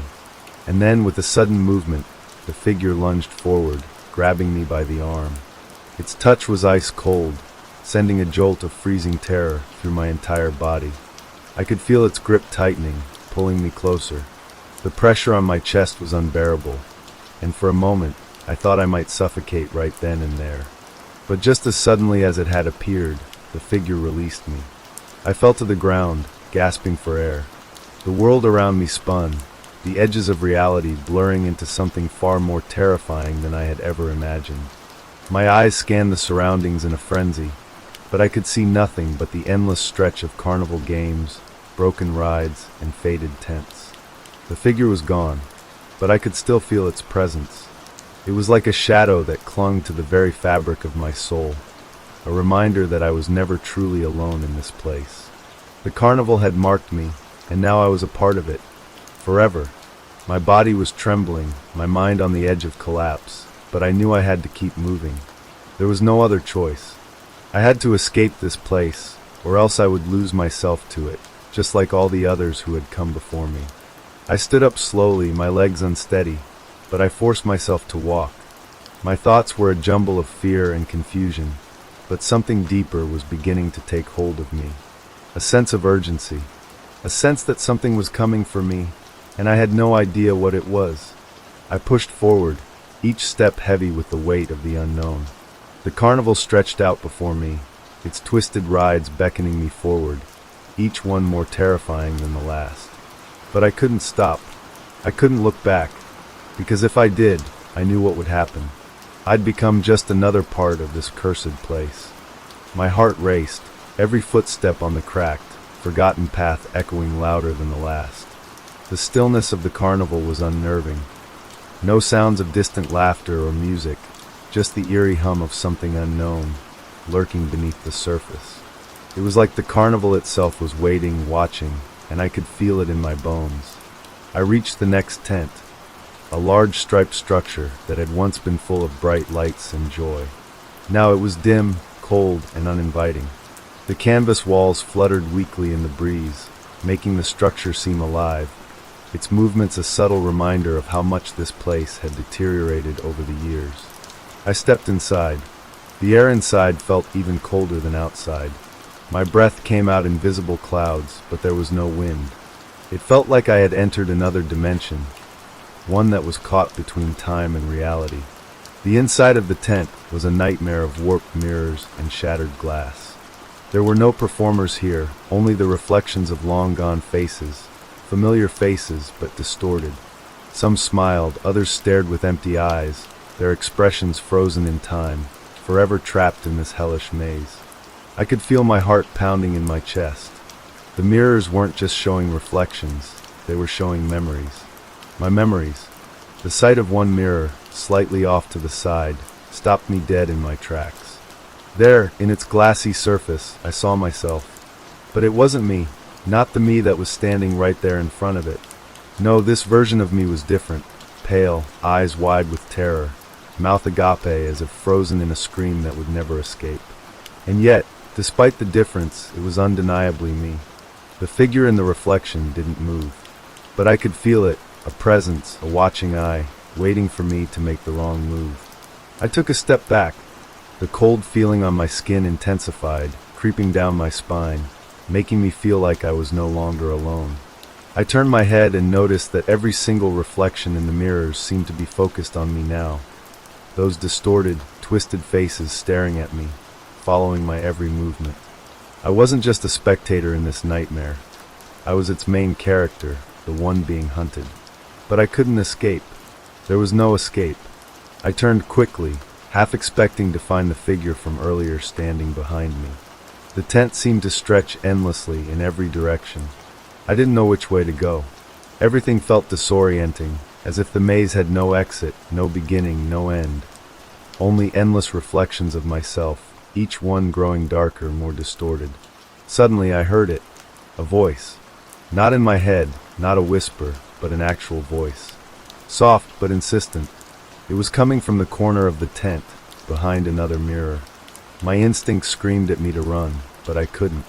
The curiosity, the overwhelming need to understand what was happening, kept me rooted to the spot. The voice called out to me, a sweet, almost welcoming tone, but there was something beneath it, something cold and malicious. Come closer. I have the answers you seek. I hesitated, fear gnawing at my insides.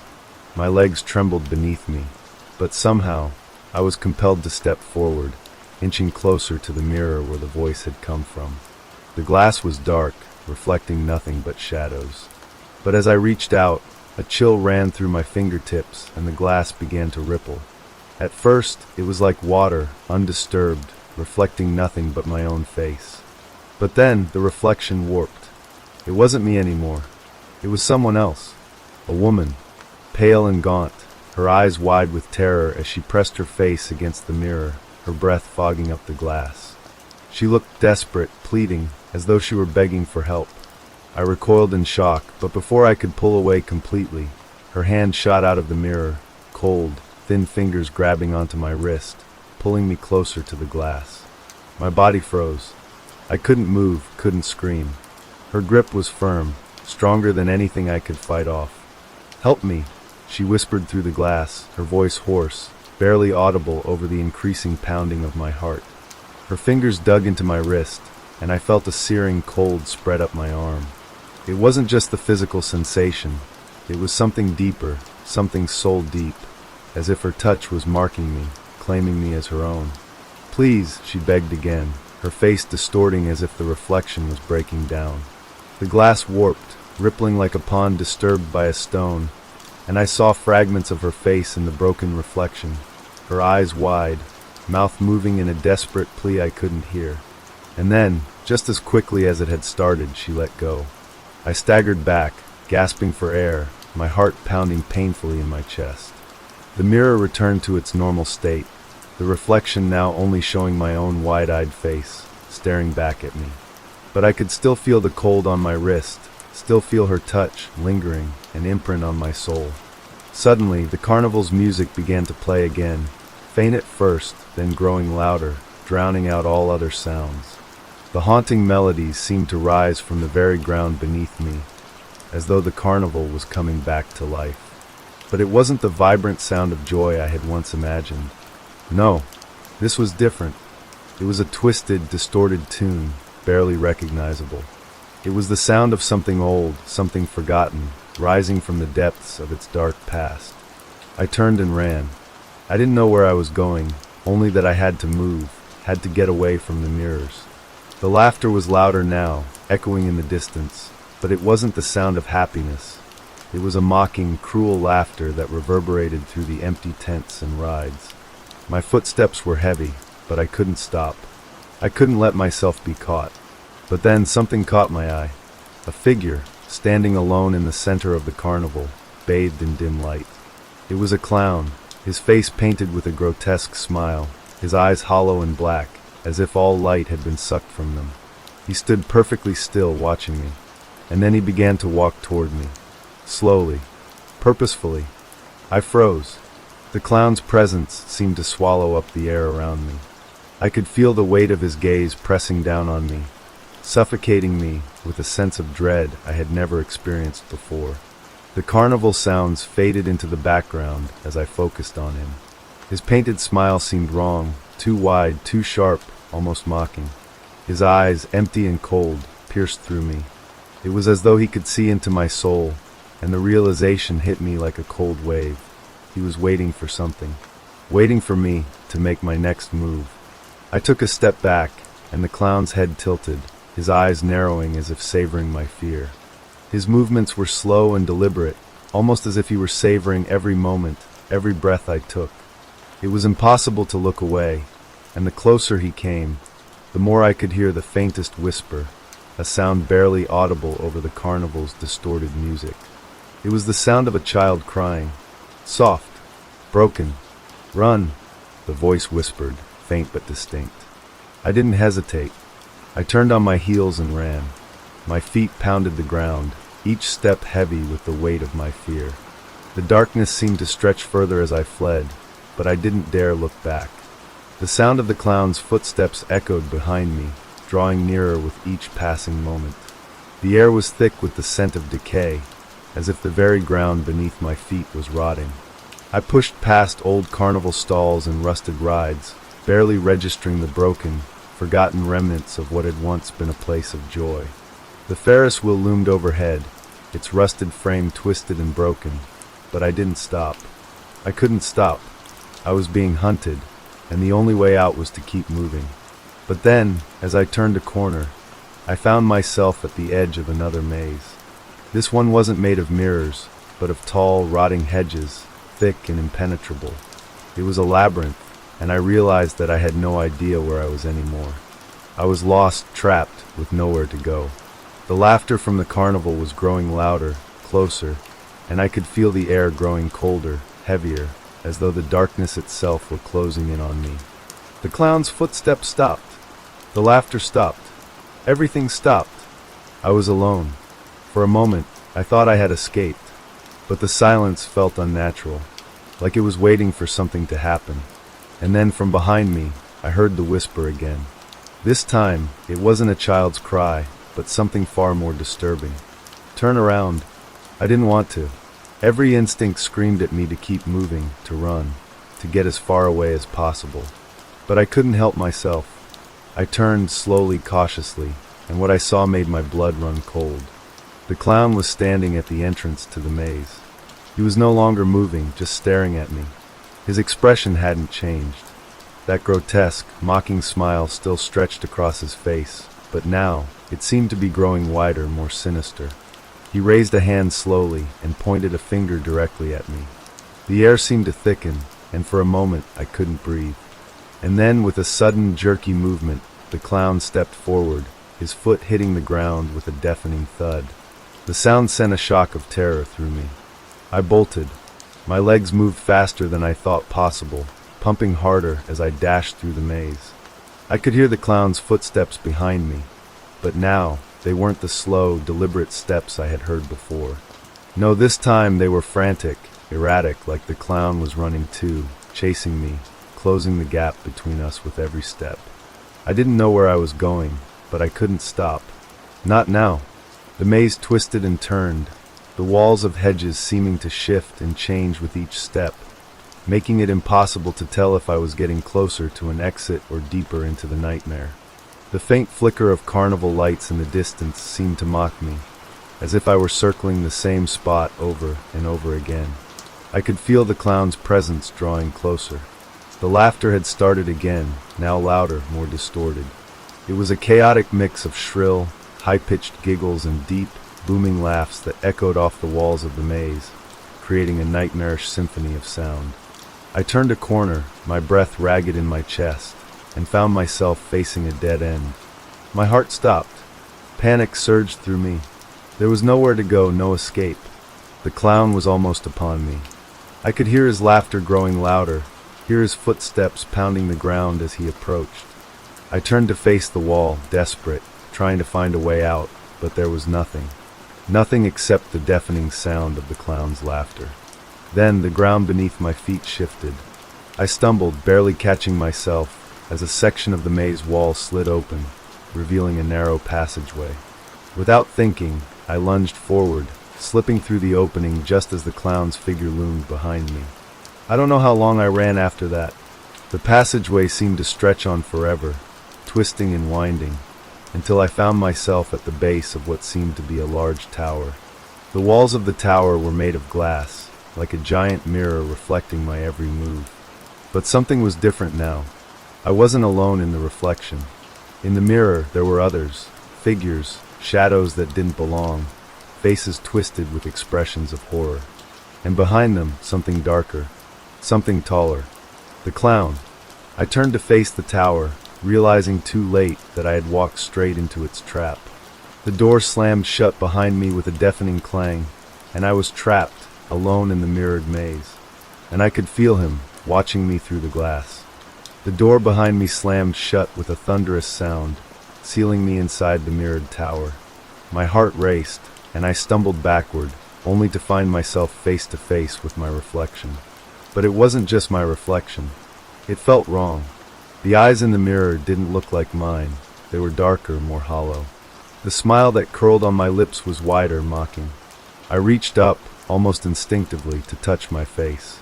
The reflection in the mirror mimicked me, but as I touched my cheek, my reflection didn't. It kept smiling, eyes widening in a sinister gaze that seemed to grow with each passing moment. I pulled my hand back, my chest tightening with a feeling I couldn't describe. something between dread and terror. The air in the tower grew colder, and I could feel the weight of the darkness pressing in on me. The mirrors reflected every movement, every shift of my body, but they also reflected something else, a shadow in the corner of the room, moving without me. Something tall and distorted, with long limbs that didn't seem to belong to anything human. I spun around, my heart pounding in my chest, but there was nothing. Just the reflections, stretching endlessly into the dark. And then I heard it, the faint sound of footsteps. They were soft at first, like the scraping of shoes against the cold, hard floor, but they grew louder, closer, until the very air seemed to vibrate with each step. The clown. I didn't have to look to know he was coming. I could feel him. His presence was inescapable, suffocating, as if the very room itself was being filled with his malevolent energy. I backed up against the mirrors, unable to look away from my reflection, terrified of what would happen if I did. I tried to call out, but no sound left my mouth. The room was silent except for the ominous footsteps growing louder. My reflection, no, it wasn't me anymore, smiled wider, and its eyes glowed with a wicked, unnatural light. I wanted to scream, but the only sound I could hear was the faint whisper of my own name, echoing through the mirrors. And then suddenly everything stopped. The air went still. The footsteps ceased. The laughter from the carnival outside fell away, like a dream fading into nothing. The reflection of the clown in the glass grew closer, and with each step it took toward me, the reflection seemed to distort. The clown's features blurred and shifted as if reality itself couldn't hold his form, becoming more monstrous, a grotesque mockery of the human shape. It was then that I realized the reflection in the mirror wasn't just mimicking me. It was me, or something that once had been. A part of me that was now lost to this place, to the darkness of the carnival and its curse. My knees weakened, and I dropped to the cold floor, my breath shallow and rapid. I tried to move, but my body felt as though it were frozen in place. The clown was behind me now, his presence looming over me. His long fingers reached toward my reflection, tracing the outline of my face, even as my own hands trembled, unable to break free from the paralyzing fear. The reflection smiled again, that same sinister grin, stretching impossibly wide, until I could see the teeth, sharp, jagged like broken glass. It leaned forward, its breath hot against the glass, fogging up the mirror, and in the reflection, I saw its lips move. "Asterisk, come play with us, asterisk." The whispering voice, soft but heavy with malevolence, curled around me. I couldn't understand what it meant, but I knew one thing for certain. It wasn't just a reflection. It was a part of this nightmare, a fragment of the twisted reality I had stepped into. The glass under my hands began to crack. Fine lines appeared, running across the surface like veins of some sickening substance. The clown's reflection reached forward again, its fingers pressing against the glass. The mirror began to bend and warp, the space between the reflection and the real world growing thinner, the line between them blurring. I screamed. The sound echoed around me, but it felt muffled, as if I were underwater. My own reflection screamed too, asterisk, a sound that was not my own asterisk, but a hollow, distorted version of my fear. And then the glass shattered. The sharp, splintering sound echoed through the tower as the mirror cracked open, the jagged pieces falling to the floor like shards of broken glass. I stumbled back, my heart in my throat, only to feel a cold hand grip my wrist. I turned to face it, and there it was. The clown, standing before me, no longer confined to the mirror, its twisted, grotesque smile stretched wide as it slowly pulled me toward it. "You can't escape," the clown hissed, its voice low and guttural. "You're one of us now." My body felt weightless as the clown dragged me through the shattered remains of the mirror, the jagged shards cutting into my skin, but I didn't feel pain. I couldn't feel anything except the overwhelming darkness that consumed me. The walls of the maze seemed to close in on me, the air thick with an unnatural pressure, until everything went black. When I opened my eyes again, I was no longer in the mirror maze. I was in a different place entirely, asterisk, a carnival ground star. But it wasn't the carnival from before, the one with the lights and sounds. This was a place frozen in time, abandoned and decaying, its once vibrant colors now muted and covered in grime. The air smelled of mildew and rot, the lingering scent of something long forgotten. I tried to move, but my body felt heavy, as if shackled to the ground. I looked around, desperate to make sense of where I was, but all I could see were the same rusted carnival rides from the nightmare I had just endured. The Ferris wheel creaked in the distance, its once grand structure now broken and half collapsed. The carousel was still, its wooden horses frozen in place, their eyes hollow and lifeless. The game booths stood empty, covered in layers of dust, but I could still make out faded signs that read, "Asterisk win a prize," "Asterisk" and "Asterisk try your luck." Star dot. The ground beneath me felt soft, as though the earth itself had decayed with the carnival. It was then that I noticed the shadows, dark, swirling forms that seemed to flicker just out of sight. They were everywhere, moving like whispers in the corners of my vision, too fast to focus on, yet always just there. I tried to stand up, but my legs trembled and the world spun. The carnival loomed around me, endless, the pathways stretching far into the distance. I had no sense of time, no sense of direction, just the overwhelming, suffocating presence of the place and its haunting inhabitants. And then I heard it, the faint sound of laughter, high-pitched like that of children but twisted, jagged like nails scraping against glass. It echoed through the empty grounds, bouncing off the broken rides, but there was no one in sight, just the shadows moving closer. I stumbled forward, my breath shallow, my mind racing. I didn't know where to go. Where was I supposed to go? But then, I saw something that stopped me cold. In the distance, near the broken carousel, stood a figure. It was tall, its silhouette almost human, but there was something wrong about it, its limbs too long, its body too thin. It wore the tattered remains of a circus performer's costume, the bright colors long faded. Its face was obscured by a mask, a grotesque grin painted on its porcelain surface, its eyes hollow and dark. It watched me unmoving. I froze. My heart pounded, my body ached with fear, but something about the figure's stillness, its utter lack of movement, made me feel as though I were trapped in time. The carnival stretched on, frozen, but that figure, it was alive. Alive in a way that everything else was not. And then it moved. It didn't walk or run. It slid across the ground, its feet never touching the earth. It glided toward me, its movement unnatural and impossible, as if the very air around it bent to its will. I stumbled back, my legs weak, but I couldn't tear my eyes away from the figure. It was drawing closer, its hollow eyes never leaving me. The laughter grew louder, surrounding me, filling my mind, until I couldn't think straight. "Don't be afraid," a voice whispered from the darkness. "You're home now." The words chilled me to the bone, and I turned to see where they had come from. The shadows were closing in around me, stretching, morphing into figures, faces appearing within them, twisted, distorted faces that I knew I would never forget. The figure reached out, its fingers long and skeletal, its grin widening. "Welcome to the carnival," it said, its voice low and smooth, like velvet soaked in poison. "Asterisk, you've been chosen, asterisk."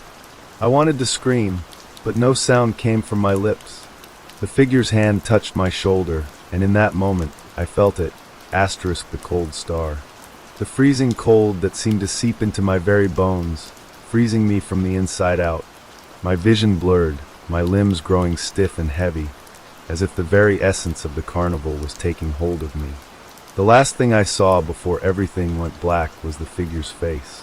The mask had cracked, revealing the thing beneath. Asterisk, not human asterisk, not anything I could comprehend. Eyes black as pitch, hollow and endless, and a smile that stretched impossibly wide. I fell into darkness, my body no longer mine to control. When I woke, I was no longer in the carnival. Or at least, I thought I wasn't. I was lying in a bed, soft sheets surrounding me. I could hear the faint sounds of a soft melody playing in the background. The air smelled fresh, almost floral, and for a moment, I thought I had escaped. Maybe it had all been a dream. But as I sat up, I realized I wasn't in any normal place. The room was decorated with lavish curtains, plush carpets, and velvet chairs. It was beautiful, but something was off. The air was thick with the sense that it had been undisturbed for a long time. I looked around. There were mirrors, too many mirrors, hanging on the walls, reflecting the room in ways that felt wrong. Their surfaces gleamed with an unnatural shine, almost like they were alive. My eyes met my own reflection in one of the mirrors, but this time it didn't mimic me. It watched me, and that's when I heard it again, the laughter star. The same twisted, jagged sound that had followed me through the carnival. It echoed from somewhere deeper in the house. The air grew heavy, and I could feel my chest tighten. I wasn't alone. The laughter grew louder, vibrating through the walls, twisting into something more sinister. It echoed in every corner of the room, as if the very air itself was alive and mocking me. My heart pounded in my chest, every beat heavy and thunderous in my ears. The reflection in the mirror, it was moving, shifting in a way that I wasn't. The face in the glass grinned wider, its hollow eyes deepening, as if they were sucking in the light. I turned quickly, my hands trembling, and took a step toward the door. The sound of footsteps echoed behind me, but when I looked, there was nothing there. The walls, the floor, the ceiling, they all seemed to close in on me. The house, if it could even be called that, felt suffocating, a trap, a prison made of mirrors and laughter. I rushed to the door, my hand gripping the cold handle, but it wouldn't turn. I pulled harder, panic rising in my chest as I tugged at the door, desperate to escape. The laughter grew louder, now joined by whispering voices, too many to count. They murmured in a language I couldn't understand, words slithering through the air like serpents. The voices taunted me, each one calling my name, as if they knew me, as if they were me. Then I felt it, a cold hand on my shoulder. My heart skipped a beat, and I spun around, but no one was there. The room was empty, save for the mirrors. And yet, I could feel their eyes on me, watching, waiting. You can't leave, a voice whispered from the shadows, the words low and silky, like poison dripping from a tongue. You belong here now, I turned, the voice coming from every direction at once, but there was nothing. Only the mirrors, reflecting my fear, my panic. I backed away from the door, my mind racing. My breath quickened, the room spinning around me. I was trapped, locked in a house of reflections, each one more distorted and twisted than the last. I reached for my pocket, my fingers brushing against something cold. My phone. With shaky hands, I pulled it out, my eyes desperate for any sign of connection to the outside world. But the screen flickered to life and showed nothing but static, the image shifting erratically like a broken television. And then, the face star. A face appeared on the screen, distorted and pale, eyes wide with terror. It was my face, but it wasn't me. The face grinned in a way that made my skin crawl, its mouth stretching too far, eyes black and lifeless, as if it were a hollow shell of something once human. It whispered in my ear, the words soft but clear. You should have never come here, I screamed, dropping the phone, but it didn't hit the ground. It floated in the air, spinning slowly in front of me. The laughter echoed through the room, louder now, filling every corner, drowning out my thoughts, my screams. I stumbled backward, my legs giving way as I crashed to the floor. My reflection, no, the other me, appeared in the mirror, its eyes now locked with mine. It moved its hand to its throat, choking, gasping for air. And I felt it too. My throat tightened, as if invisible hands were squeezing the life out of me. The whispers turned into shrill, agonized screams. The reflections in the mirrors, all of them, were changing, distorting, twisting into something monstrous. The people I saw, I saw them. I knew them, They were faces from the carnival, performers who had vanished years ago, their eyes wide with terror, their mouths open in eternal screams. I couldn't breathe. The walls felt like they were closing in on me. The mirrors seemed to stretch farther and farther, expanding, until the room was nothing but reflections of myself, of them, of all the people who had entered this cursed place and never left. Suddenly the door, burst open. A figure stepped through, tall and imposing, draped in shadow. My breath caught in my throat as I stared at the figure, its form barely visible in the dim light. But as it stepped closer, I could see it clearly. It was the figure from the carnival. The one with the mask, the one who had smiled at me, welcoming me into this nightmare. Its grin was impossibly wide, the smile stretching far too wide, its eyes hollow and black, endless pits of darkness. Asterisk, you belong to me now, asterisk, the figure said, its voice a low, guttural whisper. Asterisk, and you'll never leave, asterisk. I tried to run, tried to scream, but my body refused to obey. I was frozen in place, my mind screaming, my heart pounding. The figure reached out, its hand long and skeletal, and it touched me. The instant its fingers made contact with my skin, a shock of cold surged through me, burning my very soul. The world around me seemed to fracture, the mirrors shattering, the walls cracking, as if everything was coming apart. Asterisk, you can never escape, asterisk, the figure whispered again, its voice a dark lullaby, a promise of torment. I closed my eyes, unable to bear the horror any longer. When I opened them again, I was back in the mirror maze. Asterisk, the carnival was gone star. But I was no longer alone. Every reflection around me was alive, every mirrored surface a gateway to something darker. And somewhere in the distance, I could hear the laughter once again. The twisted, maddening laughter of those who had never left the carnival, of those who had been trapped just like me. But now I knew I wasn't just a part of the carnival. I was its prisoner, and the mirrors, the twisted reflections, would never let me go. The air inside the carnival grounds felt thick with an oppressive heaviness. There was no breeze, no relief from the heat that seemed to emanate from the walls, the ground, and even the sky above. It was as if the world itself had become trapped within the carnival's decaying embrace. Victor's breath became shallow as he continued to move, his footfalls muffled by the thick layer of dust that coated every inch of the place. He couldn't understand why he hadn't turned back yet, why he continued walking deeper into this nightmare. Every instinct screamed at him to flee, but there was something else, something driving him forward. In the distance, the faint sound of carnival music echoed through the empty grounds, a warped, tinny melody that made the hairs on the back of his neck stand up. It was like a siren's call, beckoning him to the center of the park. The carousel, its horses frozen in time, was the source of the haunting melody. Victor's heart began to race as he approached the carousel. The horses, with their glassy eyes and twisted forms, seemed to stare at him.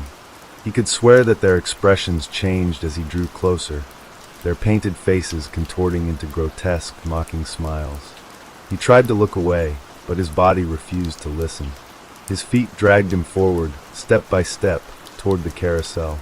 A single figure stood by one of the horses, motionless. It was a woman, dressed in a tattered carnival outfit, her face hidden behind a cracked mask. Her eyes, however, were visible, bloodshot and wide, fixed on Victor with an intensity that sent a cold shiver down his spine. Without a word, the woman raised her hand, pointing toward one of the horses. Her lips barely moved as she whispered, "Ride, or be trapped forever." Victor froze. The offer was tempting, yet it was laced with danger, like a promise wrapped in darkness. What choice did he have? The woman's gaze seemed to pierce his very soul, pulling him toward the horse as if it were some kind of ritual. Every step he took felt as though it were not his own. He was compelled. His fingers brushed the smooth surface of the horse's mane as he climbed onto its back. The moment he did, the carousel's music grew louder, more insistent. The lights flickered to life, casting eerie shadows that danced across the walls of the carnival. The carousel began to turn, slowly at first, then faster and faster. Victor's stomach churned as the world around him blurred into a chaotic whirl of colors. The figures around him, shadows of past carnival goers, began to materialize, their forms flickering in and out of view like half-remembered dreams. They reached for him, their faces twisted in agony, their eyes filled with an endless, suffocating despair. The woman's voice echoed in his ears, growing louder with each revolution of the carousel. "You're not leaving, Victor. You never will." Suddenly, the music stopped. The lights flickered out. Victor was plunged into total darkness, surrounded by the whispers of lost souls who had once come to this carnival for a night of fun, only to become prisoners of its cursed grounds. The carousel spun faster now, its horses no longer still. They began to gallop wildly, their wooden bodies jerking violently, their faces contorting in pain. Victor felt himself being pulled along with the ride, his body jerking and twisting in ways it shouldn't have been able to. The cold hand of panic gripped him. His heart raced in his chest as the voices around him grew louder. "You should have never come," they hissed. "Now you're one of us." Victor's vision began to blur, and everything around him started to twist and distort. The once vibrant carnival had become a twisted, grotesque landscape, the rides now broken and decaying, the lights flickering like dying stars. His mind spun, struggling to comprehend what was happening. His breath came in sharp gasps as he was thrown from the horse, landing hard on the cold, cracked ground. The carnival's haunting echoes reverberated in his ears, drowning out everything else. He tried to stand, but his legs felt like they were made of lead. He was too weak, too disoriented to move. The laughter of the carnival's lost souls filled the air, their voices merging into a cacophony of torment. Victor was no longer in control of his body. It was as if the carnival itself had taken hold of him, pulling him deeper into its nightmarish grip. He stumbled through the carnival, unable to focus on anything but the oppressive, suffocating darkness that seemed to close in around him with every step. The voices whispered of the souls who had once visited this place, their spirits trapped within the carnival's twisted games, forever bound to its cursed grounds. He could hear their laughter now, mocking him, taunting him for his foolishness. "You can't escape, Victor. No one can." But then, just as the darkness seemed to swallow him whole, a light appeared in the distance. A single beam, flickering weakly through the shadows. It was a doorway, a chance at freedom. Or so it seemed. Victor moved toward the light, his steps shaky but determined. The whispers grew fainter as he neared the doorway, and for the first time in what felt like an eternity, he felt a glimmer of hope. With a final, desperate push, he broke through the door and into the light. Victor stumbled through the doorway, his heart pounding in his chest as the light enveloped him. It was bright, blinding even, and for a moment, he thought he might be free. The carnival's oppressive grip seemed to loosen, the whispers fading into the distance. He breathed deeply, relief flooding his senses. But as he opened his eyes, the scene before him didn't make sense. He was back in the carnival. The same rusted rides, the same decaying booths, all of it was unchanged. The air was thick with the musty scent of rot, and the shadows still clung to the edges of every structure. The eerie, warped music still echoed through the grounds, its melody tugging at his sanity like a thread pulling him deeper into the madness.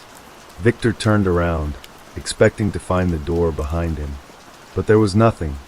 The space where he'd just stepped through had vanished, leaving only empty carnival grounds stretching out before him. The same twisted carnival that had trapped him from the very beginning. He reached up and gripped his head, trying to steady himself. He had to be dreaming, right? This couldn't be real. His breathing came in erratic gasps, the weight of the situation finally sinking in. The carnival was alive, he could feel it, pulsing with an unnatural energy. And something about it had changed. The figures that once seemed distant, nothing more than fleeting shadows, were now closer. Their faces appeared clearer, more defined, twisted in expressions of rage, fear, and sorrow.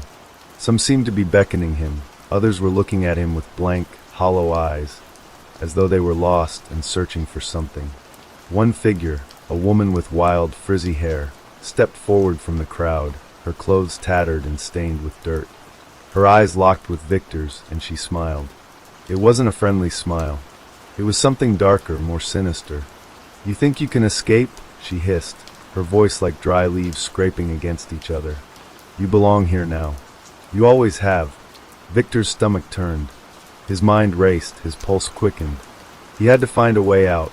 He couldn't let this be his reality, his fate. He took a step back, trying to steady his nerves, but the ground beneath him seemed to shift, as if it were alive. The very earth was pushing him toward the carnival's heart, forcing him forward. No matter which direction he turned, there was always more of the same: decay, darkness, and the souls of the lost. In the distance, the Ferris wheel loomed, its rusted structure creaking in the wind. There was something different about it now. Its lights flickered sporadically, casting strange, disturbing shadows across the carnival grounds. It looked more like a trap than a ride, its towering structure now taking on a menacing, almost monstrous form. And at the top of the wheel, just beyond the lights, he could make out figures, more of them, their faces twisted in agony, their mouths open in silent screams. Victor didn't hesitate. He turned and ran toward the Ferris wheel, desperation urging him forward.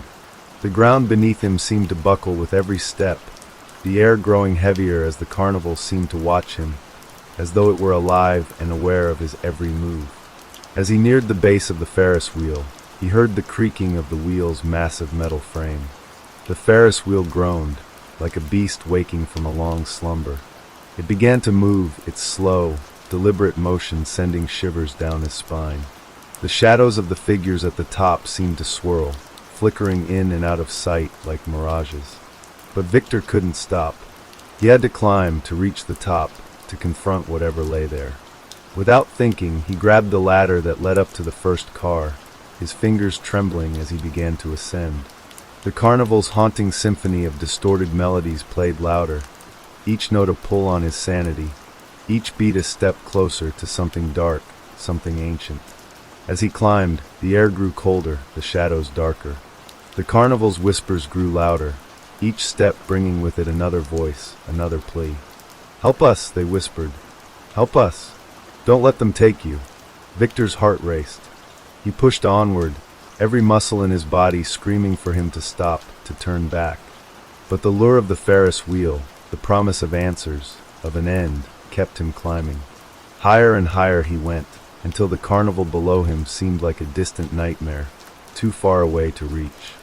Finally, he reached the top, and there, standing in front of him, was a figure. A man cloaked in shadows, his face hidden beneath a wide-brimmed hat. His body was draped in dark, tattered robes, and his presence seemed to suck the very life from the air around him. Victor froze. "Who are you?" he asked, his voice barely a whisper. The figure didn't answer immediately. Instead, he lifted his hand, and as he did, the carnival's lights flickered once more, illuminating the twisted shapes that surrounded them, the souls of the lost. Their faces were like mirrors, showing Victor's own reflection, distorted and grotesque. "You," the figure finally spoke, his voice low, raspy, like the rustling of dead leaves. "You are the one who opened the door. You are the one who invited them in." Victor's eyes widened in horror. He had thought the carnival was just a place of nightmares. But it was more than that. It was a doorway to something darker, something that had been lying in wait. Who are they?" Victor whispered, his voice shaking. The figure let out a laugh, low and dark. "They are the ones who came before you, the ones who entered and never left. The carnival has been waiting for you." Victor turned to look at the carnival, the twisted faces all around him. He felt his body tense, the weight of their gaze pressing down on him. "You belong to us now," the figure continued. "You always have." Victor's blood ran cold. He could feel the weight of their words sinking into his soul, pulling him into the abyss. He had come too far, seen too much, and now there was no escape. The figure raised his hand again, and Victor felt himself being pulled closer, his body lifted off the ground as if by some unseen force. "You will never leave," the figure whispered, his breath cold against Victor's ear. Victor's heart hammered in his chest as the figure's grip tightened. He felt himself being drawn into the shadowed abyss of the Ferris wheel's peak, his feet leaving the metal platform beneath him as if gravity itself had betrayed him.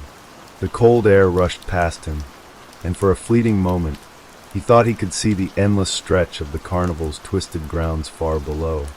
The souls, those lost spirits, circled around him like vultures. Their faces remained frozen in expressions of anguish, mouths open in silent screams, their eyes pleading, accusing. It was as if the very essence of their suffering had fused with the carnival itself, creating a bond that no one could sever. The figure stood before him, looming impossibly tall, his silhouette sharp against the flashing, flickering lights. Victor could no longer see the faint outlines of the carnival below, Everything had become a blur of shadows, darkness, and the eerie flicker of unnatural light. "You've seen it, haven't you?" the figure asked, his voice like ice scraping against metal. "This place, this cursed carnival, it isn't just a maze of mirrors. It's a prison, a world of lost souls, bound together by the power of the one who controls it. And now, you are one of them." Victor's pulse thundered in his ears. He wanted to scream, to fight back, but his voice was lost in the whirlwind of fear that had overtaken him. He tried to twist, to break free from the unseen force holding him aloft, but every movement felt like it only drew him deeper into the grasp of the carnival. The shadows grew thicker, more oppressive, as if they were alive and hungry, waiting to consume him whole. "The mirrors," Victor managed to whisper, struggling to find his voice. "What do they mean?" The figure's lips curled into a grin. "The mirrors show more than just your reflection. They show the truth of what you are. What you've always been." Suddenly, Victor was jerked forward, his body lurching as if caught in a violent wind. The world around him spun. The Ferris wheel seemed to vanish beneath him, replaced by a vast, dark expanse. The air was thick with fog, the kind that choked the breath from your lungs. And then he saw it. A mirror, standing alone in the middle of the empty void. Its surface was cracked, the edges jagged, but the reflection it cast was unmistakable. Victor's own face stared back at him, but it wasn't his. It was a twisted, distorted version of himself, eyes wild with terror, lips curled into an unnatural grin. The reflection in the mirror seemed to mock him, its eyes narrowing in cruel amusement. "This is what you are," the figure's voice echoed from behind him, low and foreboding. "You've always been part of this place, part of its darkness." Victor's heart skipped a beat. The reflection in the mirror moved on its own, mimicking his every action, but with one key difference: it was smiling. A smile so wide, so cruel, that it seemed to stretch impossibly far, as though its face could tear open. "No!" Victor screamed, his voice ragged with fear. "This isn't me." But the reflection didn't listen. It began to move, its body jerking in unnatural ways, twisting in ways that no human could. The twisted version of himself reached out, its fingers long and sharp like claws, and it pressed its face against the glass, staring at him with an unblinking gaze. Victor felt his stomach turn. His chest tightened with a suffocating fear. He couldn't look away. The reflection in the mirror seemed to call to him, drawing him closer, its empty, soulless gaze pulling him in like a black hole. His heart raced, the sound deafening in his ears. "It's not real," Victor whispered, trying to convince himself. "It's not real." But the reflection continued to stare, its twisted, mocking grin never faltering. And then, as if sensing his fear, the reflection moved again, but this time, it didn't mimic his movements. It reached out from the mirror. Victor staggered backward, his breath coming in frantic gasps. He tried to move, to run, but the force holding him in place was stronger than ever, as if the mirror itself had reached out and caught him in its grip. The reflection smiled wider, its lips stretching impossibly far, its teeth sharp and glinting like knives. Victor's heart raced in his chest as he struggled to break free, but the air around him grew colder, more suffocating. He could feel the weight of the darkness closing in on him, pressing against him like a vice. He tried to scream, but his voice was lost in the growing void. And then, with a sickening lurch, the reflection stepped out of the mirror. It wasn't just a reflection anymore. It was real. The twisted version of himself stood before him, its form contorted, its face split into a grotesque grin. Its eyes, wide and unblinking, were filled with malice and hunger, as if it wanted to consume him whole. It reached for him with its long, clawed fingers, its touch cold as ice. "No!" Victor cried, stumbling backward. "This isn't happening." But the reflection, his reflection, was faster. It lunged at him, its claws slashing through the air. Victor's heart raced as he tried to dodge, but the mirror version of himself was relentless, its movements quick and violent. In the chaos, Victor felt the ground beneath him shift, the carnival's endless maze of mirrors spinning, distorting. The walls pressed in around him, as if the carnival itself were closing in. The figure in the shadows, still watching, still smiling, laughed darkly. "You cannot escape," it said, its voice echoing through the void. "You were always meant to be a part of this. The carnival has claimed you. Your reflection is your prison. And now it will never let you go." Victor fought against the reflection, his body trembling with exhaustion and fear. But no matter how hard he tried, he couldn't escape it. The mirrors were closing in around him, each one showing a new, terrifying version of himself. The reflections became monstrous, grotesque, a nightmare come to life. His mind screamed for escape, but there was no way out. There was no place to hide from himself. The carnival was alive. The mirrors were alive. And Victor had become part of it. The wind howled around Victor, his body now suspended in the air. The figure, cloaked in shadows, stood before him, eyes glowing like smoldering embers beneath the brim of his dark hat. The carnival below seemed to pulse, its twisted lights flickering more rapidly, casting erratic, unsettling shadows across the grounds. Victor could feel the carnival, the very earth beneath him, aching to consume him, to trap him in its never-ending cycle of darkness. His feet dangled helplessly in the air, his body shaking uncontrollably. His heart raced as he tried to force words out of his mouth, but the only sound that escaped was a strangled gasp. It was as though the air itself had thickened, suffocating him, stealing his voice and his strength. The figure leaned closer, his presence suffocating, like a heavy weight pressing down on Victor's chest. "You should never have come here," he murmured, his voice like the sound of ancient stone grinding against itself. "This place was never meant for you." Victor's mind raced, his panic rising with each breath. He had no answers, no way out. The carnival, the maze of mirrors, the twisted figures, all of it had led him here. But now that he was standing at the precipice, so close to the heart of the carnival, he could feel the truth settling in like a cold, suffocating weight. His reflection swirled around him, as though the mirrors themselves had come alive. The faces of the lost, of those who had fallen into the carnival's grasp before him, stared back at him with empty, hollow eyes. They were all around him, surrounding him with their silent pleas, their agonized expressions. The figure's voice echoed once again, piercing through the chaotic din of whispers. "You are part of the carnival now. Just like them." Victor's pulse thundered in his ears. He couldn't breathe.